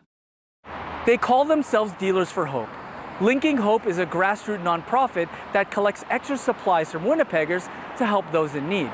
And with the ongoing wildfire crisis in Manitoba, they've been extra busy. Hi, I'm Christy Pearson with Linking Hope. Do you want to come pack up some jeans? And we'll get those going to the evacuees. Right now, we're at the Linking Hope warehouse space. It's above 190 Disraeli, which is Nadina Waymak, our relative's place. Want jeans or do you want skirts? Skirts. And this is where we get all of our donations, and we decommission, we sort, and we get it out to agencies and to community as fast as possible. Here we go. Perfect. We also have access to a lot of incredible donors, individuals and companies that we reached out to, and we've received a crazy amount of stuff that is immediately getting out to the various evacuee sites. Those might work as bathing suits, but you could take a look at them, and if you do think they will, we've got lots of those. We all have to imagine if we were in that spot ourselves that there's a lot of devastation, a lot of trauma. Hello. Hello. You need some help? I need pants. But people are incredibly grateful to get the things they need, but it'd be very traumatic right now. What are some of the items that the evacuees need? Well, there's some of the basic items: underwear, hygiene items, clothing, if you have lightly used clothing, especially casual clothing right now. Socks are a big one. But some of the things people don't think about would be items for children, so the children left without their toys. Some of the other high need items are things like polysporin, baby aspirin, formula, diapers, wipes, those kinds of items, because these folks left with nothing. My house my front porch is covered. I'll wake up in the morning and open up the door, and it's covered with bags and boxes of items that have been donated. We'll start loading that stuff into some cars. I am Amber Legal, and I work with the YMCA of Winnipeg. Oh, these would totally feel like they would work for a bathing suit. Yeah. Today, I am here. We're getting some bathing suits because right now we are free entrance for anyone that's displaced from the wildfires. They can come into our buildings, and we just want to have everything set up. So if they want to go swimming, we've got bathing suits for them. If the kids want to go in the play structure, we've got socks, and we're trying to just make sure there's no barriers to them getting to have fun and enjoy the facilities. So we've got nice stock of bathing suits. A lot of the folks that are mobilizing aren't necessarily folks that have a lot themselves. They're folks that maybe have been through tough times themselves, or maybe have an understanding of what it's like to be in dire need of something. And that's where the miracles are happening, when you're seeing some of the folks that have lived here maybe at Nadina Waymak in a shelter, and they're the ones that are driving some of the items. You know, what fuels you to want to do something like this, especially at a time like this? Well, to be honest with you, I get more out of it than I give. Thank you so much. When you give back, the true feeling of happiness that you get from giving back is something that you'll never get from doing anything else. And it's really the people that you see behind me, they're my why, or the people that are downstairs in Nadina Waymak in the space that are incredibly grateful when they get a pair of socks. That was CBC's Jim Agapito at the Linking Hope Supply Depot at Nadinawaymak in Winnipeg. And you can find out more about Linking Hope at linkinghope.ca. As wildfires impact our province, keep up to date with CBC. For the latest information, listen to CBC Radio 1. Visit cbc.ca/Manitoba or the CBC News app. For people who have a limited data plan or are running into spotty mobile service on the road, visit cbc.ca/lite. That's cbc.ca/LITE.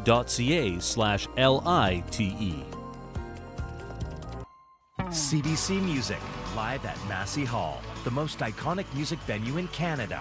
An absolute milestone in the careers of musicians who stand on the historic stage. And you have a front row seat. A new season of episodes now available. Bahamas, The Glorious Sons, The Sadies, Field Guide, Serena Ryder, O.C. Elliott, and Chantal Kreviazek. CBC Music, live at Massey Hall. Watch free on CBC Gem. Well, speaking of music, we have a long-distance love song from Winnipeg singer-songwriter Dominique Adams. This one's called Part-Time.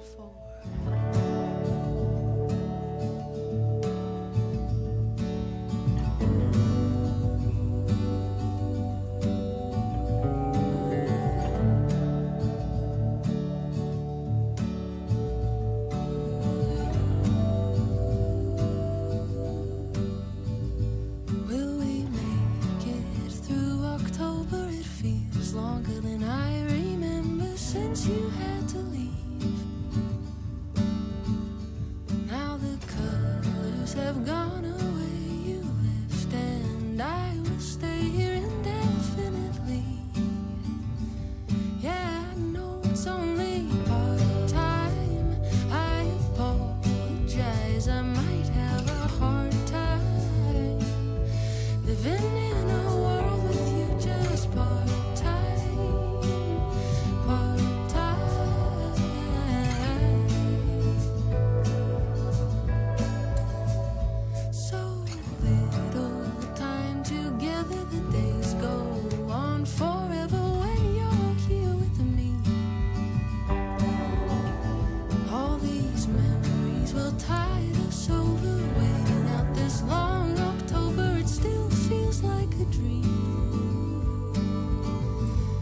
Like loving one another's all we'll ever need, but it's only part-time. I apologize, I might have a hard time living in a world with you just part-time, part-time.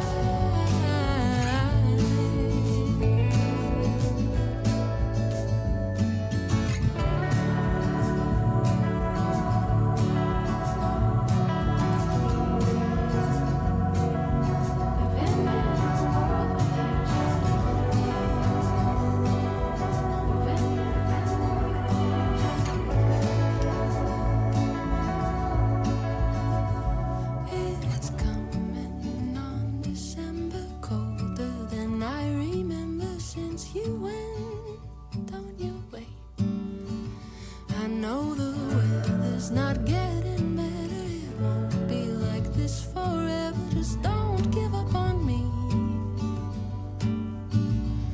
No, just don't give up on me. Now it's only part-time. I apologize, it's been such a long time. Just know I'll be here loving you for all time, all time.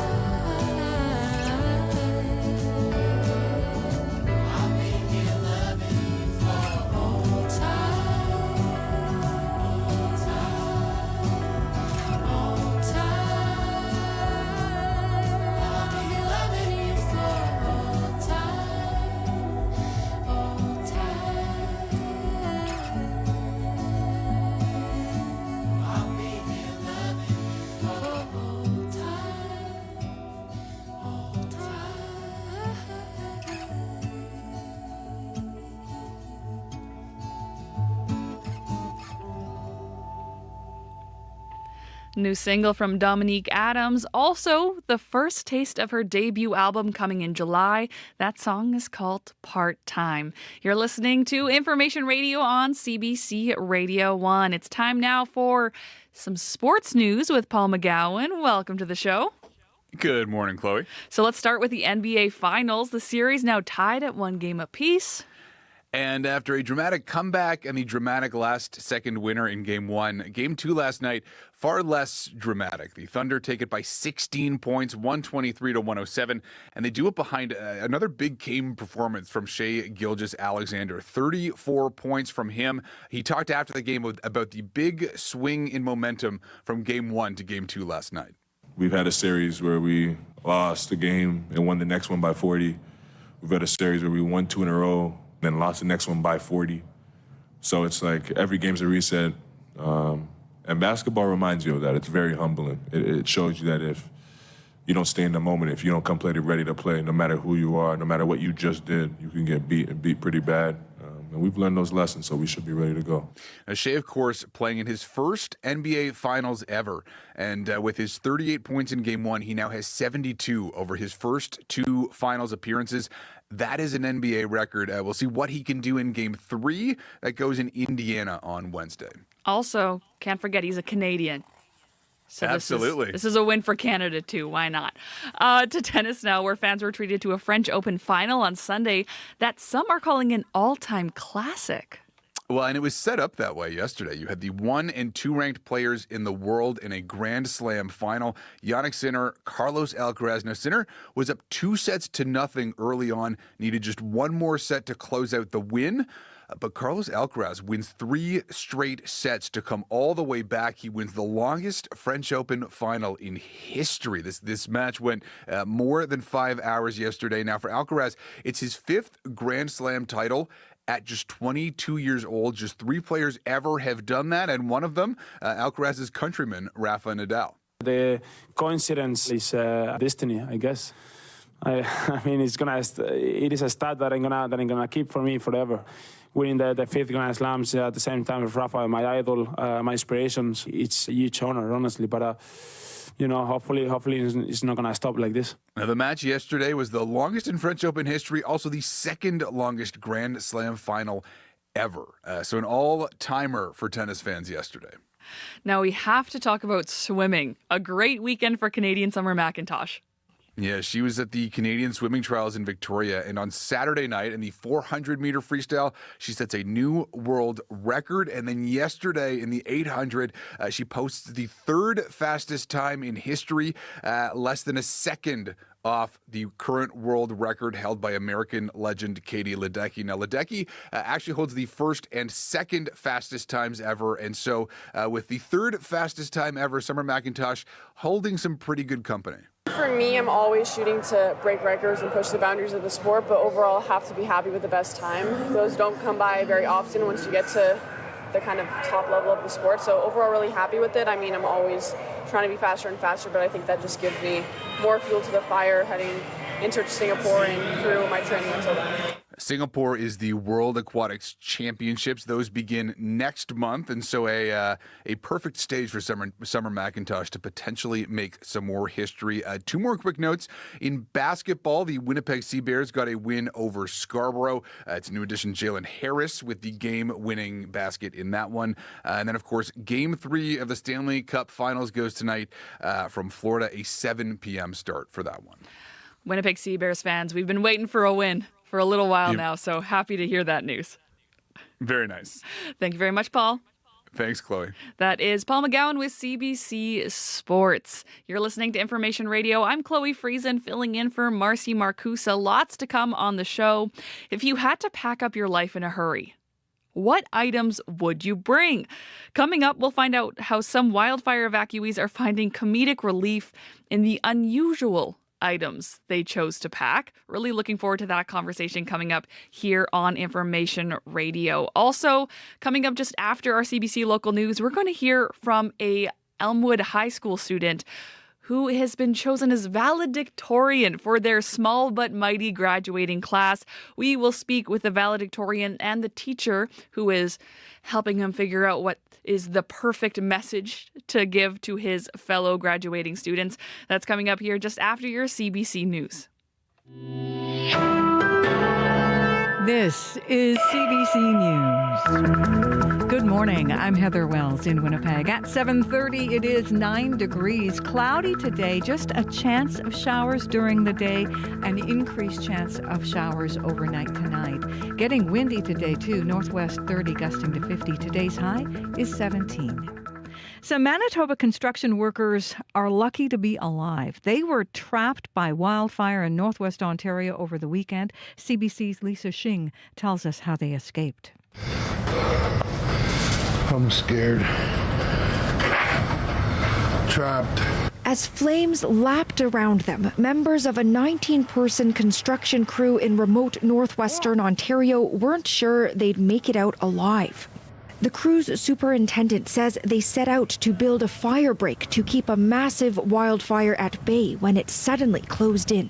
As soon as we start getting our gear out there within the next 45 minutes, that's how quick the fire jumped on top of us. The fire went around us.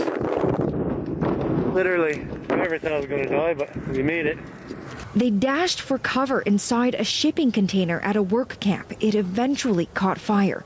Helicopters tried to pick them up, but couldn't. They finally escaped in a convoy by road to nearby Sandy Lake First Nation. CBC's Lisa Shing. Now, the chief of Sandy Lake First Nation says she is shocked by how fast that wildfire spread. Dolores Kakagemic says the fire was 70 hectares on Friday, but doubled in size overnight. She surveyed the burnt-out site where the workers were yesterday. You could see tips of the trees burning. There's more flare-ups because it's so mossy, and according to my firefighters, it makes it worse to battle because you don't know if it's actually out. All 19 workers were safely flown back to Winnipeg. The Red Lake 12 wildfire was listed as more than 150,000 hectares yesterday. More than 20 Manitoba communities are under mandatory evacuation orders as wildfires threaten the province. But even with the impending danger, not everyone is going willingly. It's an issue Pimicikamak Cree Nation Chief David Monias says he has faced with several people last week. One person was an old man that wanted to stay because he thought he could not survive out there. And then there's another family who had little kids, thinking that they'll just stay here and maybe drive out later on. Authorities were eventually able to convince everyone to leave that community. It is a phenomenon experts say is not uncommon in disasters like wildfires. They also say understanding people's reasons for staying can help improve emergency response. While southern Manitoba was soaked, the northern fire zones only had light rain over the weekend. Flin Flon Mayor George Fontaine says cooler temperatures and calmer winds over the weekend allowed crews to get some areas to put out some hot spots. I don't know that we can say what was going to happen, but I'm hoping for rain, I'll tell you that. The wildfire that forced the evacuation of Flin Flon has grown to more than 300,000 hectares. It is still listed as out of control. In all, wildfire officials say 28 wildfires are burning across Manitoba. A recent change to licensing nurses in Manitoba is creating both hope and concern for one organization. Manitoba no longer requires nurses to have worked a minimum amount of hours in Canada before practicing here. The Association of Regulated Nurses of Manitoba says the decision will help streamline application processes when more nurses are needed. Joyce Christensen is the association's executive director. They have that experience, but they're now not scrambling to try and get it documented in a way that works with the Manitoba College. But the association wants to make sure people have enough experience before they practice. Christensen says temporary licenses and educational programs can help keep standards for nursing high. Muslim community leaders say 2 children from Gaza who came to Manitoba for medical care are happy to be here. In January, the province welcomed an 11-year-old boy. Last month, another child arrived. Yesterday, the Manitoba Islamic Association held an event to officially welcome the children and their families now that they have settled into life in Winnipeg. Ruheen Aziz is the vice chair of the association's board. They're very grateful, as are we, that the province would take this type of initiative, especially with everything that's going on right now. I think that humanitarian aid, something like this, where we're talking about children and their health, comes top priority for everyone, not just people from Gaza or people from our community. Aziz says the association hopes to bring another family in need from Gaza. Premier Wab Kinew confirms Manitoba is in the early stages of that process. You can find the latest news updated throughout the day. All you have to do is head to cbc.ca/Manitoba. Thank you very much, Heather. You're welcome. CBC's Heather Wells. Abby Adeyemi is our show technician, also watching that weather forecast for us. Good morning once again. Light drizzle, cloudy sky, smoky conditions, and cool temperatures. That's what we get today, more like a mix of cloudy and warm due to that fire in the north. We have that air quality warning still in place for the Interlake region. As mentioned earlier, it's going to be impacting folks in the Victoria Beach area all the way down to Pinawa, and then it crosses over into the northern part of the province, mostly felt in Flin Flon up to Thompson, as the local fires are causing poor air quality and low visibility in those areas. It's expected to hang around near the fire zone, so if possible, you should stay indoors if you're having breathing problem.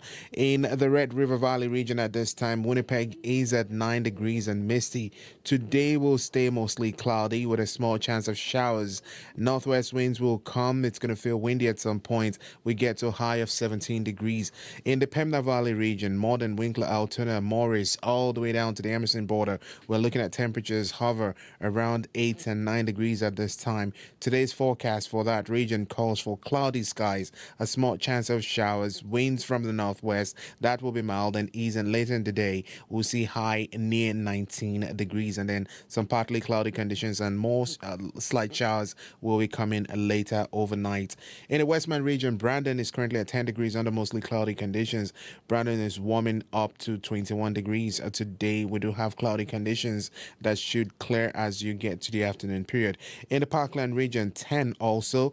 We're seeing cloud cover this morning. That should stick around, but it will clear as you get closer to your lunch break. Northwest winds to come. It gets windy at some point, high around 22. Gimli is at 8 degrees at this time. Expect cloudy skies and a slight chance of showers in the forecast. Winds coming from the northwest, and it gets to switch and change the light by the afternoon period rather, and we'll see high around 17 degrees. Then tracking the condition into the northern part of the province, the Par, Flin Flon surrounding areas, we're seeing temperatures around 8 degrees and smoky. The smoke remains in the area under a continuing air quality warning, and a mix of sun and clouds will swing in later. Light winds would also come in play. We'll see highs around 18 degrees.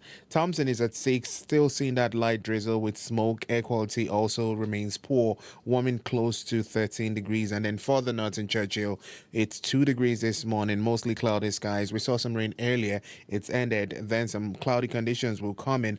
More showers, like slim chance of showers still in the forecast, and the high will just be 3 degrees. So it's mild and cloudy down south, smoky and cooler up north, and Winnipeg sits at 9 at this time. Abby, before we move on, I want you to take yourself back to high school. Okay. High school graduation. Okay. Let's say you were chosen as the valedictorian. Maybe you were. I don't know. Yeah. But what would your message be? What would your theme be? We made it this far. Yeah. We made our parents proud. Yes. Let's move on to the next level and keep making them proud. Oh, I love that. We're going to hear from a valedictorian that was recently chosen out of Elmwood High School. So I'm so excited to hear more about this. Sierra Sanders joins me. Sierra, do you have something in mind that you like? What would your go-to be? Oh, I feel that was forever ago now, so I don't I even know. know. I don't know. Good job. I like it. We made it, as Abby said. I Yeah. feel like that's the biggest part. Okay. That's the message I would want to do. I feel like we're going to get a lesson in what makes a good valedictorian speech coming up here soon. agree. So you're looking at the commute, though. Yes, I am. So obviously the biggest thing to note is the big road closure that has started about 40 minutes ago now. Eastbound Portage Avenue East will close to all traffic. That is due to some paving work happening, and that's because of the Portage and Main opening happening at the end of the month. They're working towards that. So the city is expecting to open the street tomorrow after dusk. So there's going to be a closure for about 36 hours. So you can expect some bigger delays there for sure. As well, in terms of highways, out east, we'll take a look at, there's some caution on Highway 309, So both directions from Highway 307 to Big White Show Lake, all lanes are closed there. And that's because of the fire happening in Nopaming Provincial Park, which is still out of control since it was last updated on Friday. And that's also just a reminder, if you're heading out on the highways, to make sure to check Manitoba 511 before you head out for any closures or any incidents out there. And if there's something slowing you down out there on the commute, I should say, you can give me a call on the commuter line. That's 204-788-3093. Thank you very much, Sierra. You're listening to Information Radio on CBC Radio 1. High schools across the province are gearing up for graduation, and along with graduation comes, of course, a valedictorian speech. But what goes into picking that one student to represent an entire graduating class? Elmwood High School is one of 12 high schools in the Winnipeg School Division. On average, it has 80 to 85 students in a graduating class. Preston Giboche was just chosen as the valedictorian for his class. We're also joined by Jessica Willow, the Humanities Department head at Elmwood High School. She's in charge of the valedictorian selection, and they both join me in studio. Good morning. Good morning. Thank you for joining us bright and early here. Preston, I want to start with you. You had to audition for valedictorian. How did you prepare? Well, at first I just signed up. I just wanted to see what would happen, throw my name in there. And I didn't even have a speech written when I signed up. And then we had our English exams coming up. Well, I already wrote my grade 12 provincial English exam, but I thought I might as well try again for fun, see if I can do better. Long story short, I got the exact same mark. Okay, so you could take the exam another time. Yes. Okay. But anyways, on the second time, I wrote a valedictorian speech on resilience. Right. Mm-hmm. So there's that section of the provincial exam where it's the writing section. So you chose that to do a speech. Resilience. How did that become kind of the theme? Well, that was the topic for the exam, and then Miss Willow had given me a great idea to write a valedictorian speech on that topic, and so I decided, why not? All right, let's turn it to Miss Willow here. You provided this idea. Is this an idea that you gave to other students to kind of reflect upon their last year of school here? So the students, when they write their provincial exam, they can do any form of writing. And so I'm reminding students of that. It was actually one of the options that was listed on the exam. And so I said, so many of you guys have stories of resilience yourselves. It's really easy to write about something personal. And so I said, write with whatever form you feel most comfortable with, whether it be a speech or a memoir. And it was really great. I actually really enjoyed the theme of the exam this year. A lot of my students did very well on it because they were able to reflect so personally. How have you seen resilience come up in this graduating class at Elmwood? So Elmwood can be a tough neighborhood. We don't have a lot of amenities around our building. So we really try to provide a lot of different opportunities through our school community. But at the same time, despite not having a lot of resources, Elmwood's people can make a lot from nothing. And I've seen students, even like Preston here, who have struggled to enjoy school or struggle to get involved in various activities. But the staff at Elmwood are really phenomenal and really try to hook our kids in any way that we can. How did you feel, Preston, when you were chosen as valedictorian? At first, it was pretty surreal, and there was only 9 other people that auditioned besides me, and well, let's just say these were great students and very deserving. And in my opinion, they've been a lot more consistent and maybe in some parts a little more deserving than me. But I was the one that was chosen, and I'm glad it was me. I'm glad, and I feel I can represent our graduating class very well. What stood out to you, Jessica, about Preston and his submission or audition? I would say Preston is the embodiment of a true Elmwood student where maybe they struggle in their first few years of high school or struggle to get connected. But I've seen a complete 180 in him in the past couple of years. And I would say that he really identifies now as a learner. And he has really gotten involved. He's done a lot of things this school year now, like joined our school production. Yesterday, he ran a 10K for women's mental health just on our back track at Elmwood with it was him and 8 other students and myself and one other staff member. And so, yeah, we were able to raise hundreds of dollars actually for that. What else? He has auditioned for our poetry and voice competition that I run each year. He's done Celebration of the Arts and now joined our choir and sung in our choir. And so it's been really amazing that he's taken advantage of the opportunities that Elmwood offers. And then as far as his speech, again, that message of resilience was so strong. He did a really beautiful job with it. Earlier in the school year, he had read The Great Gatsby, and he ended up quoting the last line of that novel and tying it all in like with a seafaring metaphor, I guess you could say. Do you remember the last line? I do. So we beat on boats against the current, borne back ceaselessly into the past. Oh, I love it. This is going to be a good speech, Preston. How did it feel to hear your teacher say all of those things about you and give you all those accolades?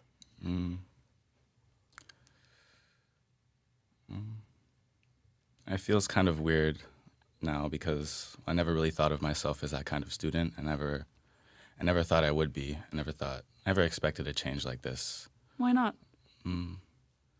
Well, I never really liked school much, and I wouldn't say I was like a learner or just a school-oriented kid. I would skip class a lot, and for a few years I didn't even pass grade 9 English until last year, the first semester of last year.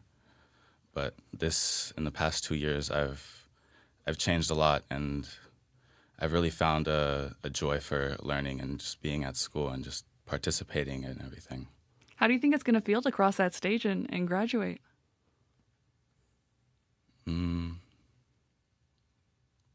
I think it'll feel a lot like an ending, but a little more like a beginning. Jessica, how do you get through graduation ceremonies? Just like emotionally seeing these kids that you've worked with for so long succeed in this way. Every year is extremely hard, but I think I am, in the job of change, right? There's students that always come and then eventually they go and you have them sometimes for 4 years, sometimes only for a couple of years. So it can be hard, but there's always really dynamic kiddos that take their place. And again, even though change is hard, it's necessary. And I just love what I do. Preston, how do you hope the rest of your class, your friends, your classmates, your peers, how do you hope they react to your speech? I hope they find it inspiring and are able to take some lessons from it and relate to it and just keep that message of resilience in themselves and to keep pushing forward with becoming who they want to be. Do you know what's next for you after graduation? Yes. Next year I plan on going to U of M in the fall for University 1. Congratulations. Thank you. That is excellent. And congratulations on being named valedictorian. What a huge honor. And I hope someone takes a video of this speech because I really want to hear it. Jessica, Preston, thank you so much for joining us this morning. Thank you for having us. Jessica Willow is the Humanities Department head at Elmwood High School. And we also heard from the 2025 Elmwood High School valedictorian, Preston Gaboche. Breaking tonight. Every day, The tariffs are very good. They're very powerful. Canadians are always ready when someone else drops the gloves. We bring context to chaos. What are the consequences of this action? We must retaliate. In our own backyard. Come on! Plane crash! And beyond our borders. It's the scene of an airstrike. You're gambling with World War III. Negotiations are ongoing. From the source you can trust. It's time to dig deeper into the story. The National, Canada's newscast. Tonight on As CBC. wildfires impact our province, keep up to date with CBC. For the latest information, listen to CBC Radio 1. Visit cbc.ca/Manitoba or the CBC News app. For people who have a limited data plan or are running into spotty mobile service on the road, visit cbc.ca/lite. That's cbc.ca/LITE.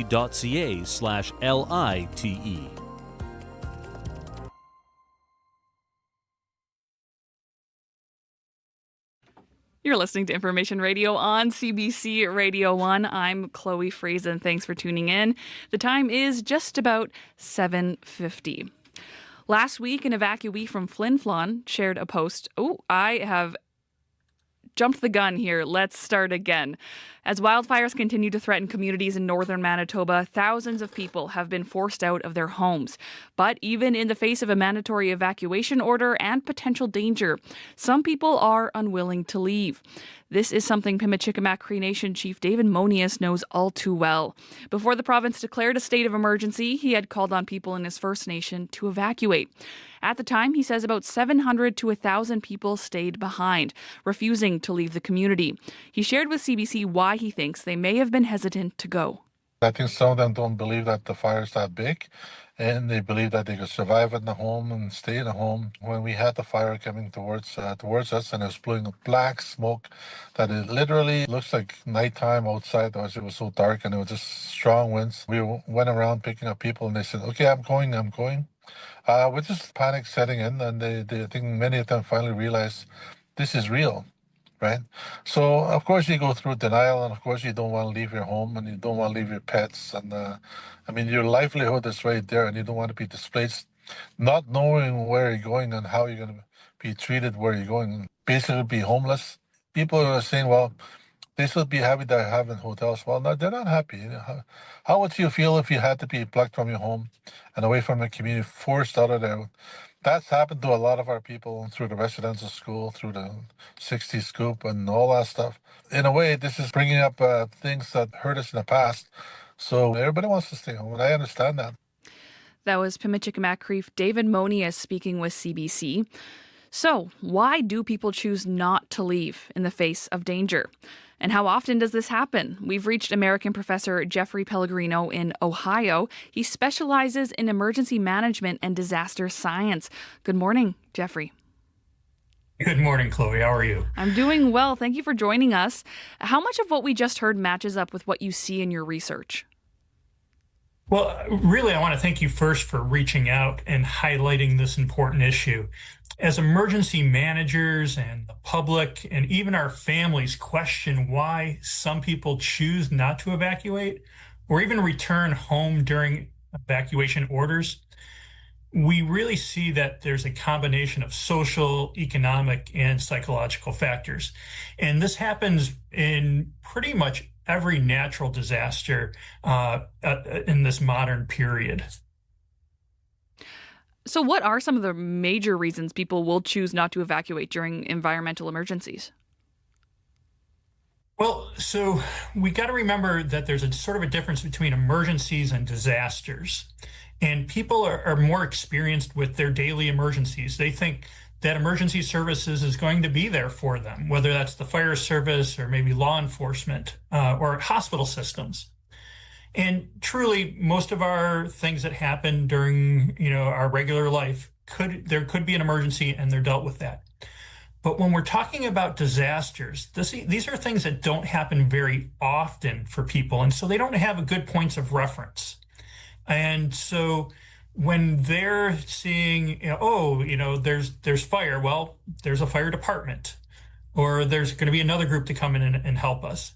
And when the reality of a disaster, and that's when social systems start to break down, the resources, the infrastructures, then reality doesn't match what's actually going to happen or could happen. And so there are things, as the chief mentioned, around social and family ties. And this might just mean that there's a deep sense of responsibility to them and to their pets and to whatever they're leaving behind. And so this highlights what we call the protective action decision model. And this is where people start to weigh those different pieces of official warnings, seeing some neighbors leave, some neighbors stay, and actually what they observe. And if the fire isn't that close and they get a really early warning, they might not heed that. So there's that type of thing. Then there's this idea of normalcy bias, where people have had an experience of a wildfire or a hurricane or a tornado, and they survived. And so that's what is ingrained into their brains at that point in time. And so they're weighing the threat and putting that against how severe it could be and how likely it could happen. So those are two of the big major factors. What does the research say about demographics? Who's more likely to stay behind? Well, we know that people with a lot of resources can make decisions to leave earlier or leave faster. And they also have places to go, which are big pieces, right? If we look at more vulnerable populations, people who own their own business, maybe people who work the land, or people who are tied there culturally, the opportunity to leave is more expensive. It's harder to figure out what that next step is going to be. And they don't feel like they can protect what they built up. And so those people are going to be in a more vulnerable population, a more vulnerable situation, and are probably going to make decisions that are going to perhaps put themselves at risk. What does the way that evacuations order are communicated? What does that have to do with whether or not people follow the orders? Yeah, I mean, communication is the number one issue, and it doesn't start with the evacuation order. When we look at a disaster cycle, we're looking at the relationships that are built during the mitigation stage. So how do we limit a fire and how it could progress, to protection, the things that how do we build our houses or where do we build those houses. Those communication efforts build relationships, and that fosters trust between the organization that has the responsibility, the government in this case, and the people who are going to be impacted. So ultimately, when the mitigation or the early warning signals go out, people will heed what is shared with them because there's a level of trust that has been built between the groups. Because we know people are not wanting to get hurt. And we also know that government wants to give the earliest warning and the best information that it can. And the two of them have to ultimately communicate that message of risk so that it could be identified by the people, so that they can make the appropriate decisions for themselves. I'm going to ask you a really tough question here, Jeffrey. We've got about 30 seconds. Okay. How can governments improve trust with folks in these emergency disaster zones? So looking forward, I think the best way to do that is to be there early and have those community leaders available to support the recovery process. And in that recovery planning, we also then leap forward into that mitigation and planning, which then helps build the community trust level of the communication process going forward. Jeffrey, I really appreciate your time. Thank you for joining us here in Manitoba. It was a pleasure, Chloe. Thank you very much. You have a great day. That is Professor Jeffrey Pellegrino in Ohio. He specializes in emergency management and disaster service. Well, coming up on the show, a wildfire evacuee from Flin Flon will be here in studio to tell us about a Facebook post that's been helping her community share some laughs and find some light in a dark situation. It's time for news headlines with Heather Wells. Good morning. The chief of Sandy Lake First Nation says she's thankful a team of Manitoba construction workers made it out out alive. On Saturday, a group of 19 workers became trapped when the wall of fire surrounded them. The chief there, Dolores Kakagemic, flew over the site where the workers were trapped yesterday, and she says the aftermath looks frightening. We'll hear all about it in our next local news at 8:30. Thank you very much, Heather. We'll be back here with more on Information Radio just after World Report.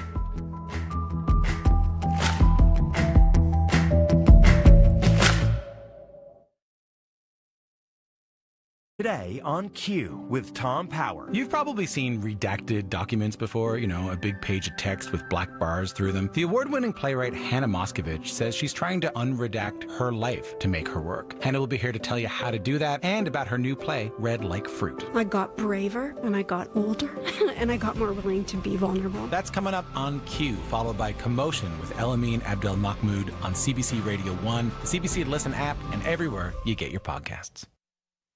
The CBC News is next. Coming up in half an hour, it's The Current with Matt Galloway. We are in St. John's, Newfoundland and Labrador, looking at the change that has come to this city, from newcomers and a new mosque to a new push to double offshore oil production. It's coming up on a special edition of The Current from St. John's.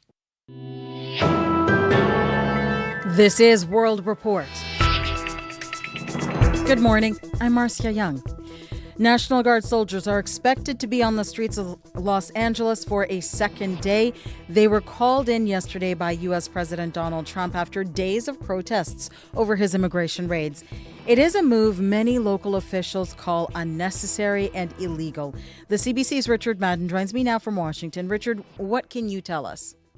Yeah, we saw a weekend of violence and unrest raging across LA and parts of Southern California, with rioters burning cars and throwing concrete at police, and federal and state law enforcement using tear gas and rubber bullets to break up the crowds. Now, these demonstrations started as a peaceful protest against ongoing immigration raids, but tensions escalated shortly after President Trump took the extraordinary step of deploying some 2,000 National Guard troops to the ground.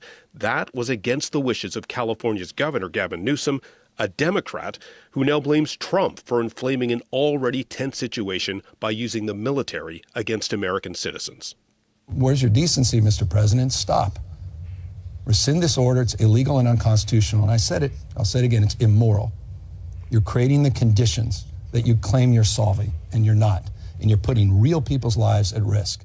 Now, LA's Mayor Karen Bass says Trump has only provoked the chaos. This is the first time a president has activated a state's National Guard without the request from the state's governor since the civil rights era back in the 60s. Now, Trump has threatened to arrest anyone who interferes with immigration enforcement, pitting Democratic-leaning California in the spotlight and perhaps an example of Trump's immigration crackdown. What can we expect today, Richard? Yeah, well, California Governor Newsom plans to file a lawsuit against the administration, arguing the deployment of the National Guard without state governor's approval is unlawful and unconstitutional. We're also likely going to hear from President Trump. He's returning from Camp David. He's been active on social media and will likely have a lot to say about the unrest and his immigration agenda. Thank you, Richard. Thanks. The CBC's Richard Madden in Washington. Top U.S. and Chinese officials are meeting in London to talk trade. The discussions come after a phone call between U.S. President Donald Trump and Chinese President Xi Jinping last week. The world's largest economies are expected to discuss their temporary truce on tariffs and the ongoing trade divide. Earlier this year, the U.S. hiked tariffs on Chinese goods to 145%, but Trump later called for a total reset and reduced tariffs to 30%. Beijing responded by slashing its levies on U.S. imports to 10%.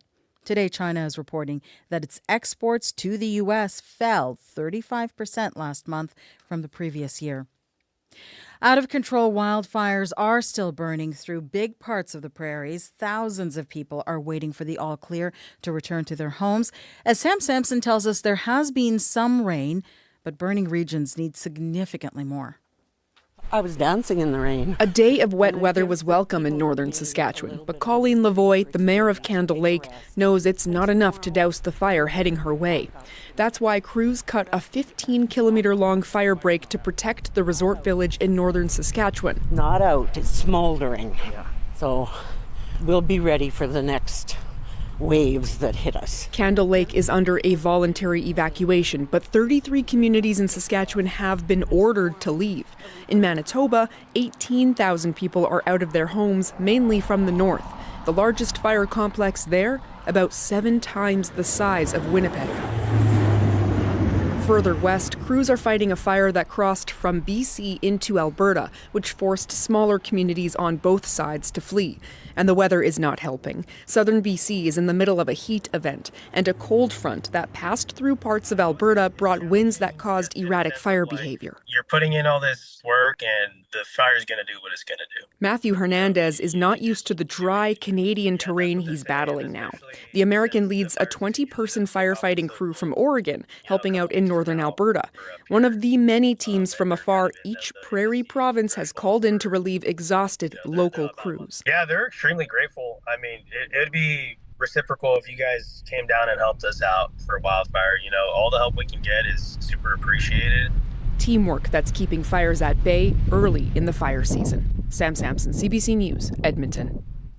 Closing arguments begin today in the sexual assault trial of 5 former World Junior Hockey players. The defense will be first to lay out its case before the judge in London, Ontario.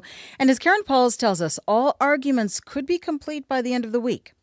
Closing submissions can be vitally important. Christopher Sharon is a professor in the Faculty of Law at Western University. He says the Crown and defense lawyers have been reviewing transcripts, evidence, and case law, and then boiling it down to the most convincing argument they can make. It is truly the opportunity to present the picture that you think is the best picture of the evidence to the judge in a succinct, coherent, persuasive form.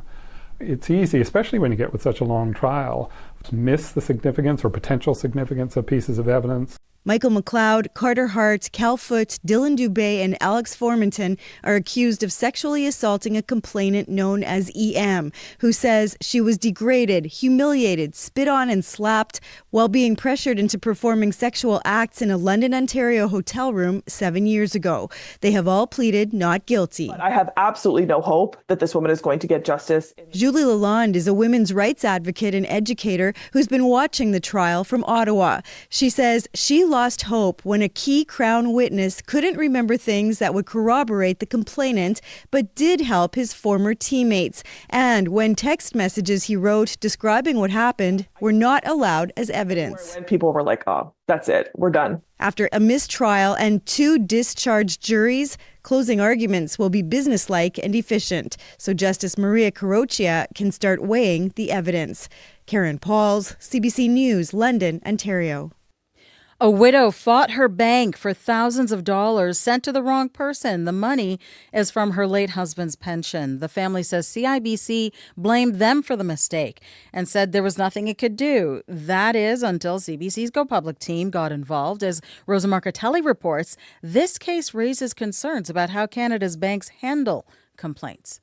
Was the decision that they made. When longtime lawyer and judge James Koshman died last fall, his family expected a smooth transfer of his $15,000 survivor benefit to his widow. Instead, CIBC deposited it into a stranger's account. The bank blamed the family, saying they gave the wrong transit number. That's the code that directs deposits to specific branches. Widow Yvette Koshman was baffled, since that number came straight from a CIBC employee, the family says. I just don't think it's fair. Weeks later, the bank emailed a warning not to use the transit number yet, but they sent it to James's inbox after his death. Jason Koshman is James and Yvette's son. Especially when they know he's passed away. CIBC recovered about $3,000. The family was told they're out the rest. The Koshmans filed complaints with the bank, then its appeals office.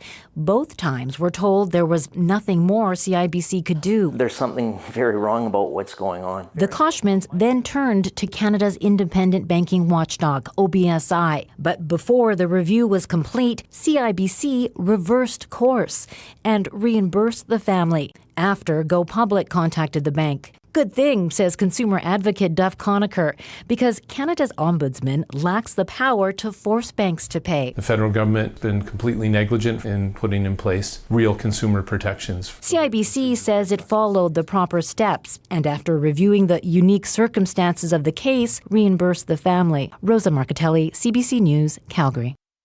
The ending's not the most important part, but as endings go, ours is not so bad.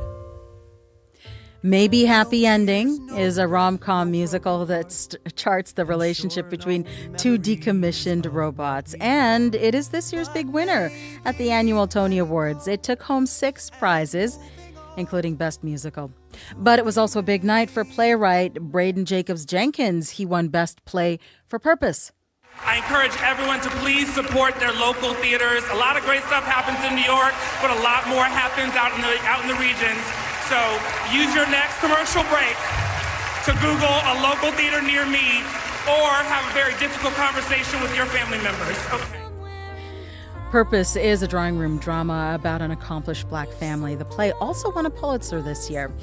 And that sounds like a definitely happy ending for the playwright and his show's cast. And if nothing else, we fell in love, not knowing we could fall. That is the latest national and international news from World Report. I'm Marcia Young. Not at all. And maybe we'll meet again sometime. Good morning, Manitoba. I'm Chloe Friesen, filling in this morning for Marcy Marcusa. You're listening to Information Radio on CBC Radio 1.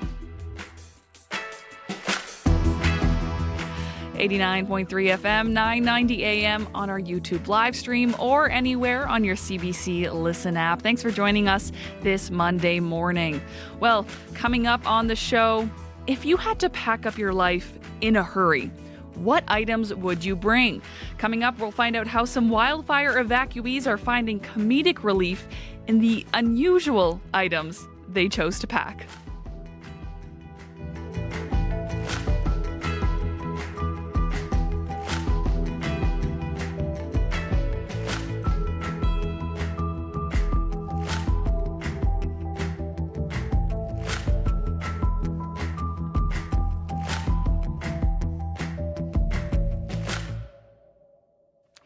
Let's say hello to Heather Wells. She joins us with news headlines. Good morning. Good morning.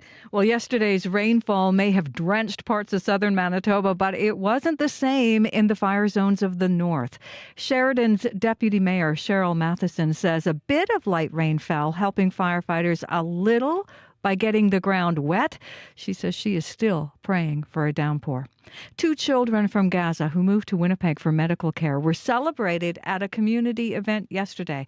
They hadn't been able to get the medical care they need because of the ongoing Israel-Hamas war. We'll take you to that event coming up in our next local news at 8:30. Thank you very much, Heather. You're welcome. That is CBC's Heather Wells. Hello to our team on Information Radio this morning. Brad Lillies is our YouTube live stream director. Abby Adeyemi, our show technician and weather extraordinaire. Ooh. Why not? Okay, I'll take that. We're looking at a mix of sunny. Chloe, we're looking at a mix of... I threw you off with extraordinaire. I'm so sorry. We're looking at a mix of cloudy skies in the south and smoky conditions up north, and it's also cool in the northern part of the province. We do have that wildfire smoke affecting air quality in a lot of the areas up north. Looking at the map here, you can see that smoke there, especially we're tracking it from the Interlake region into most of the northern part of the province. We're seeing it impacting from Victoria Beach all the way to Pinal. You'll be noticing the smoke in the air, and then across in northern Manitoba from Flin Flon, tracking it all the way to Thompson, also smoke in the air. Smoke from the local fires really causing poor air quality and low visibility in that area. It's expected to hang around near fire zones as this fire continues, so you need to take care if you are in that region. Conditions in Winnipeg at this time, 9 degrees cloudy. We saw some mist earlier. Today is going to be mostly cloudy. We still have that small chance of showers hanging around. Northwest winds will make it feel a bit windy throughout the day. Our high for today will be around 17 degrees. And then for tonight in Winnipeg, the skies will start to clear, but there's still that good chance of showers that will hang around into the overnight till tomorrow morning. Then we'll see some calm light winds. In the other part of the southern part of the province, we're looking at from the Red River Valley region all the way down to Dauphin and Gimli. We're seeing temperatures this morning between 8 and 11 degrees under cloudy skies, and some misty conditions also being spotted here and there. Most of these regions will stay cloudy with only a small chance of showers in the forecast, and we'll see temperatures get close to 22 degrees in most of these regions. As for the northern part of the province, from the Par through Thompson into Churchill, we see smoke from the fires continue to affect visibility and air quality. And temperatures this morning are kind of cooler. We're seeing it between 2 degrees and 8 degrees. The skies will stay mostly cloudy with the smoke hanging around, and highs will be cooler too. We're going to see our highs around 13 to 18 degrees. So southern Manitoba, mild and cloudy. Northern parts of the province, it's more cool and smoky this morning. Winnipeg, 9 degrees. Expect some windy day ahead. Thank you very much, Abby. Thank you. That's Abby Adiyemi. Sierra Sanders, our show director, is here with another look at your commute. Good morning. Pretty quiet on the commuter line. Haven't gotten any calls, so I am assuming that things are moving pretty smoothly out there. The biggest thing to note is a road closure that started just over an hour ago. Eastbound Portage Avenue East will close to all traffic. This is due to some paving work happening. We have Portage and Main set to open or supposed to open at the end of the month, so that's kind of what that's for. And the city is expecting to reopen that after dusk tomorrow. So about 36 hours on that work. And they're offering two options for accessing westbound Portage Avenue East during this closure. So you can either take northbound Main Street to eastbound Lombard Avenue to southbound Westbrook Street, or you can take southbound Main Street to William Stephenson Way to northbound Westbrook Street. Both of those should take you to westbound Portage Avenue East there. So you can expect some delays today and tomorrow in that area. As well, caution on Highway 309, both directions from Highway 307 to Big White Shell Lake. All lanes are closed. That's due to the fire happening in Nopaming Provincial Park, which is still out of control since it was last updated on Friday. And then just another reminder, if you're getting out on the highway, make sure to check Manitoba 511 for any closures. And if there's anything getting in your way on the commute, we still have about another half an hour on the show left. You can give me a call on the CBC commuter line, 204-788-3093.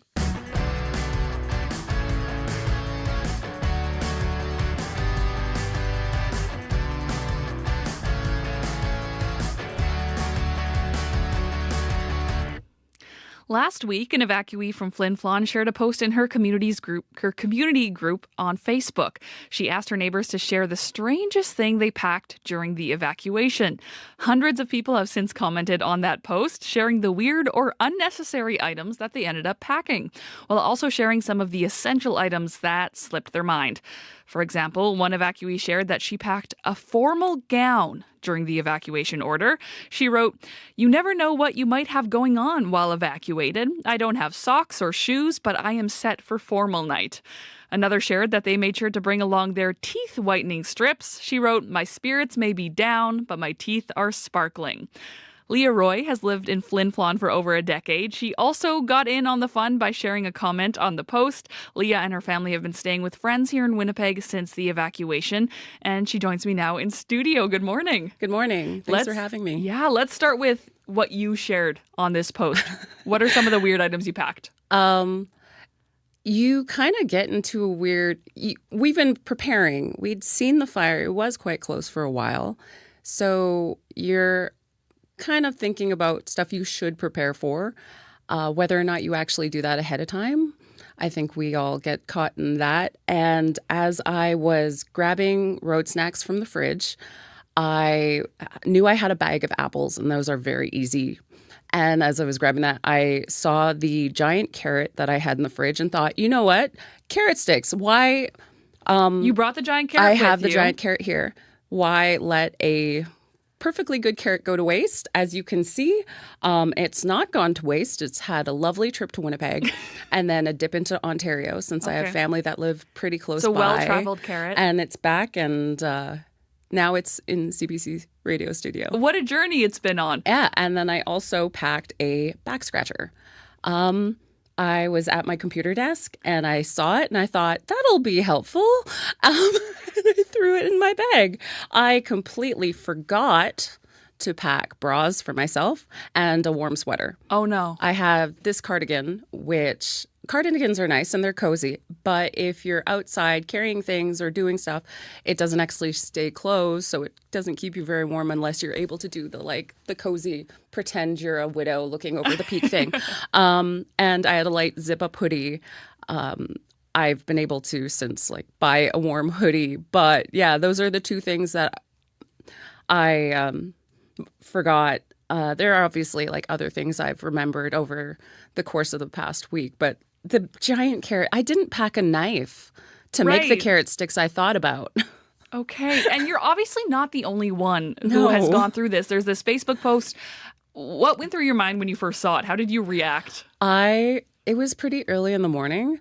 I can't remember what time the original poster made it. I think it was quite late at night when she must have been kind of like a lying in bed thought. I can't be alone. I have to see what everybody else has done. So by the time I saw it, it was early in the morning. And it was so funny to go through all these different posts about, I brought 6 pairs of shoes and no pants for myself.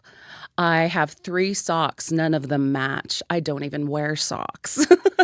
And the amount of people that dressed for colder weather and realized it's June, it's May.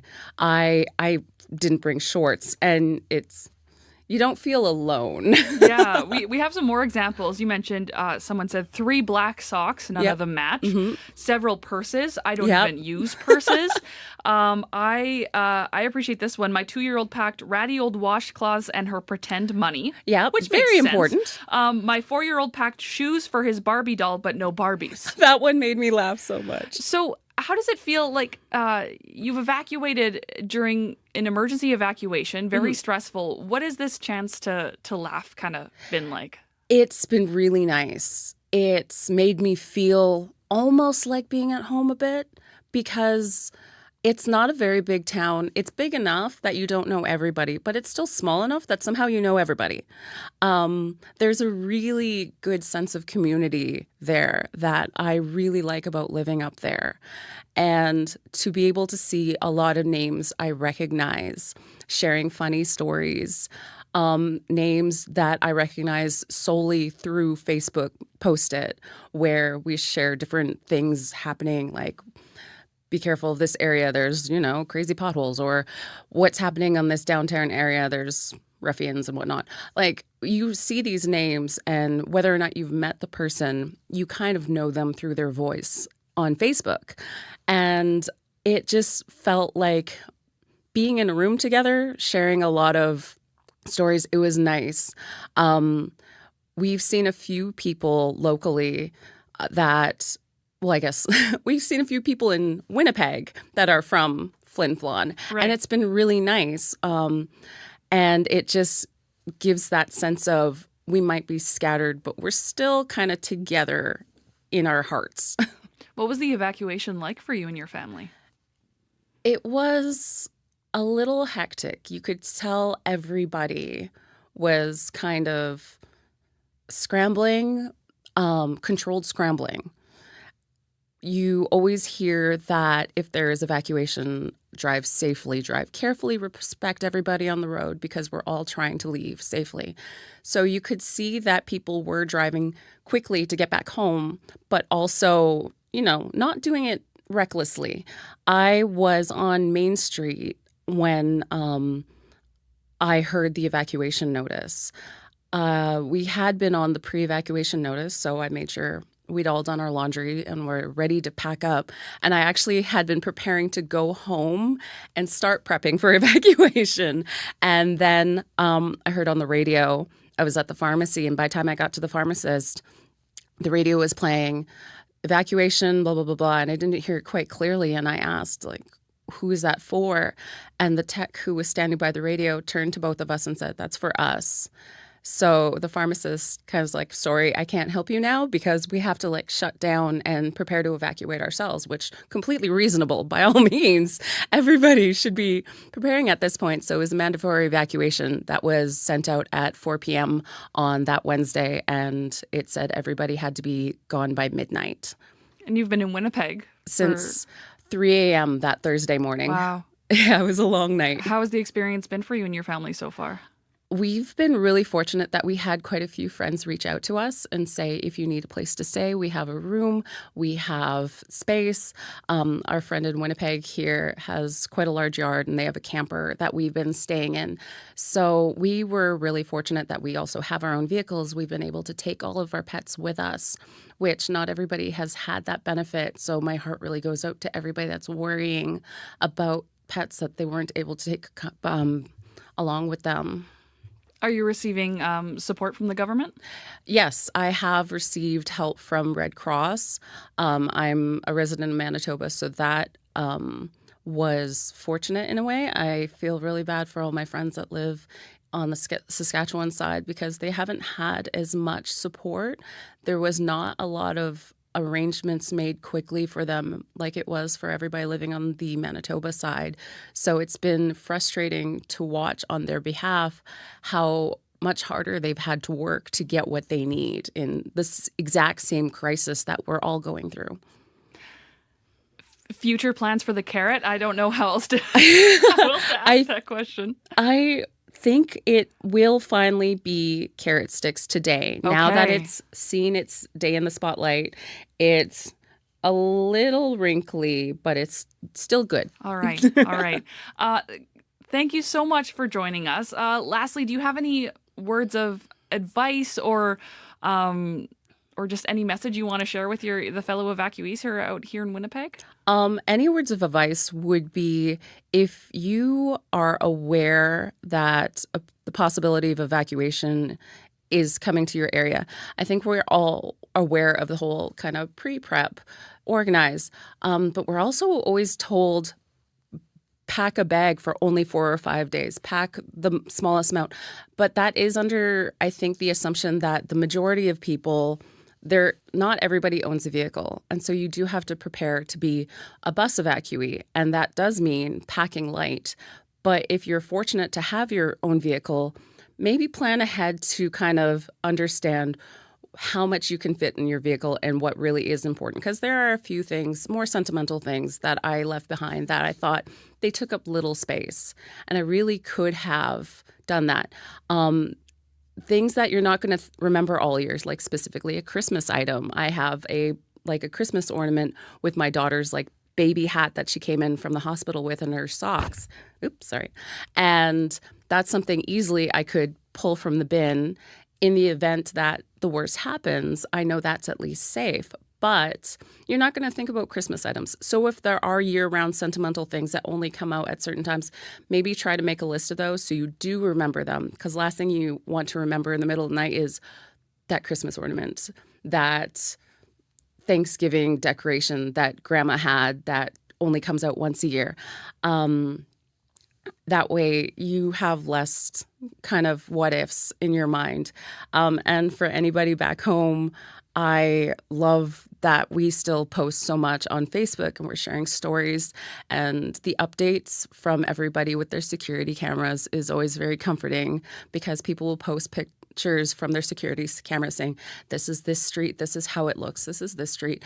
And it really brings some clarity to a very blind situation. We wait for updates, which we're thankful for. They don't sugarcoat anything. They do let us know what is happening.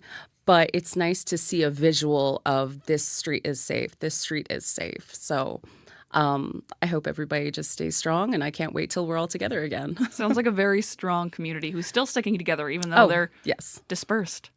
Wonderful. Leah, thank you so much for taking time to join us here on Information Radio, and I wish you and your family all the best. Thanks. Leah Roy is a resident of Flin Flon. She and her family evacuated to Winnipeg last month due to wildfires. Took to me like I knew you would. Look, I'll give it up to you. Will you take it? Took to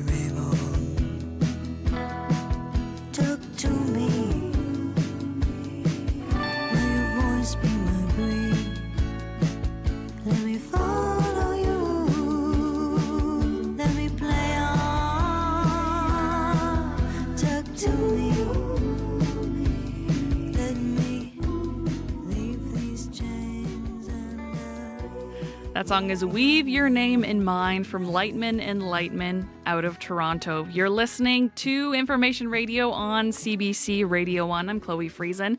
Marjorie Dowhouse, host of Radio Noon, joins me for a little preview. What's coming up? Well, we are talking about wildlife, and that's wildlife affected by the wildfires. We've been receiving so many phone calls and messages, people asking how they can help, what they can do. So Wildlife Haven will join us this afternoon to take your questions and tell you what you can do to help those animals affected by wildfires. So call again after on Radio Noon today. Thank you so much, Marge. Thank you, Chloe. That is Marjorie Dowhouse, host of Radio Noon. That starts at 12 o'clock, and the call-in happens after 12:30. It's time now for your CBC News.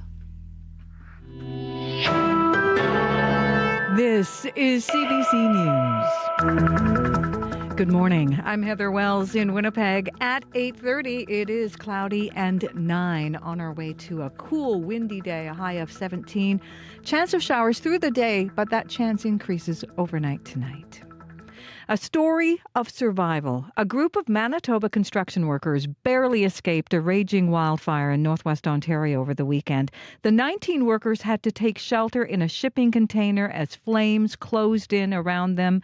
Their superintendent at Sickfist and Northern, Neil Gillespie, says they thought they were going to die. The fire came up and danced literally right around us. The customer sea cans on fire. Actually, I thought we were going to perish, actually. They finally were able to make a break for it and drive to safety to Sandy Lake First Nation. The chief of Sandy Lake says she's shocked by how fast that wildfire spread. Dolores Kakagemic says the fire was 70 hectares on Friday, but doubled in size overnight. She went up in a helicopter yesterday to survey the burned-out site where the workers had been trapped. You could see tips of the trees burning. There's more flare-ups because it's so mossy, and according to my firefighters, it makes it worse to battle because you don't know if it's actually out. All 19 workers were safely flown back to Winnipeg. Well, yesterday's rainfall may have drenched parts of southern Manitoba, but it wasn't the same in the fire zones in the north. Sheridan's Deputy Mayor Cheryl Matheson says a bit of light rain fell, helping firefighters a little by keeping the ground wet. Where we are right now, it was a light rain, steady all day, causing a lot of smoke. It is keeping the ground wet, but I'm not sure it's enough to do anything significant to the fire. The wildfire that forced the community of Sheridan to evacuate has grown to more than 300,000 hectares. It is still out of control and is listed as the largest fire in Manitoba. 28 wildfires are now burning across the province.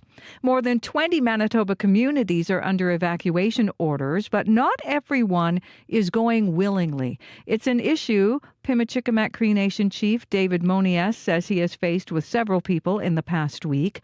Jack Rozdilski is a professor of disaster and emergency management at York University. He says people often won't leave because they don't understand how fast wildfire spreads. There have been circumstances where mandatory evacuation orders are issued where the fire is not necessarily approaching one's front yard. They don't see the danger in front of them.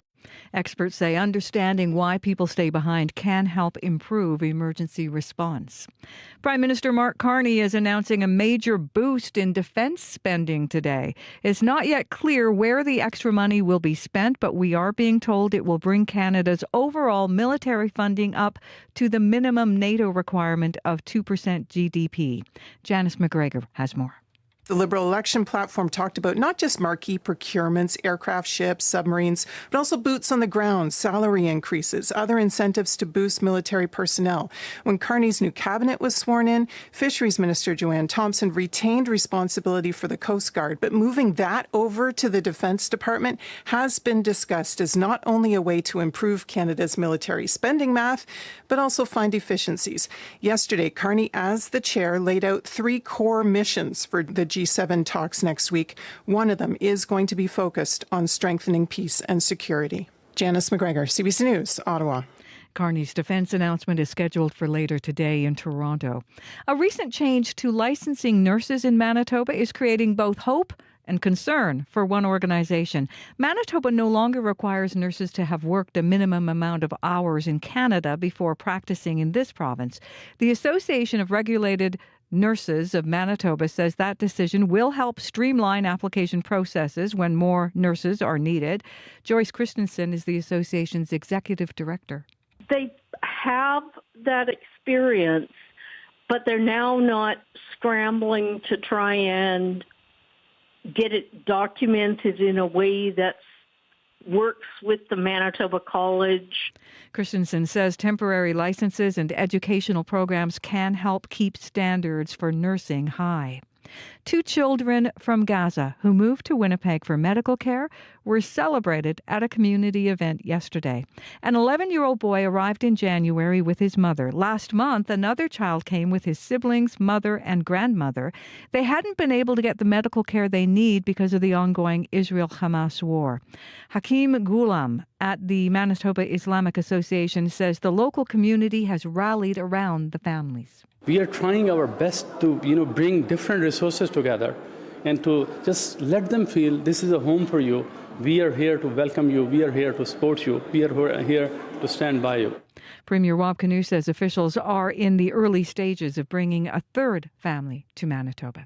You can find more news updated throughout the day. All you have to do is head to cbc.ca/Manitoba. Thank you very much, Heather. You're welcome. Thank you. That is CBC's Heather Wells. Abby Adiemi is here with a quick look at your weather forecast. Southern Manitoba is mild and cloudy, and up north we're seeing cool and smoky skies. Winnipeg at 9 degrees, warming up to 17. The south will see 22. Up north we'll see 13 to 18 degrees, and some showers in the forecast tonight in the southern parts. Thank you very much, Abby. Sierra Sanders is here with a last look at your commute. Eastbound Portage Avenue East is closed to all traffic until tomorrow evening. This is due to some paving work happening. Portage and Main slated to open at the end of the month there, so expect some delays today and tomorrow there, and find alternate routes to get onto eastbound Portage Avenue East. Thank you very much, Sierra. And thank you to the whole team here on Information Radio. Our associate producers, Bruce Layden, Chidi Akuma, Marshall Hodgins. Our current affairs reporters, Jim Agapito. Thanks to Heather Wells, Megan Ketchison, and Joni Nicolou on our news team.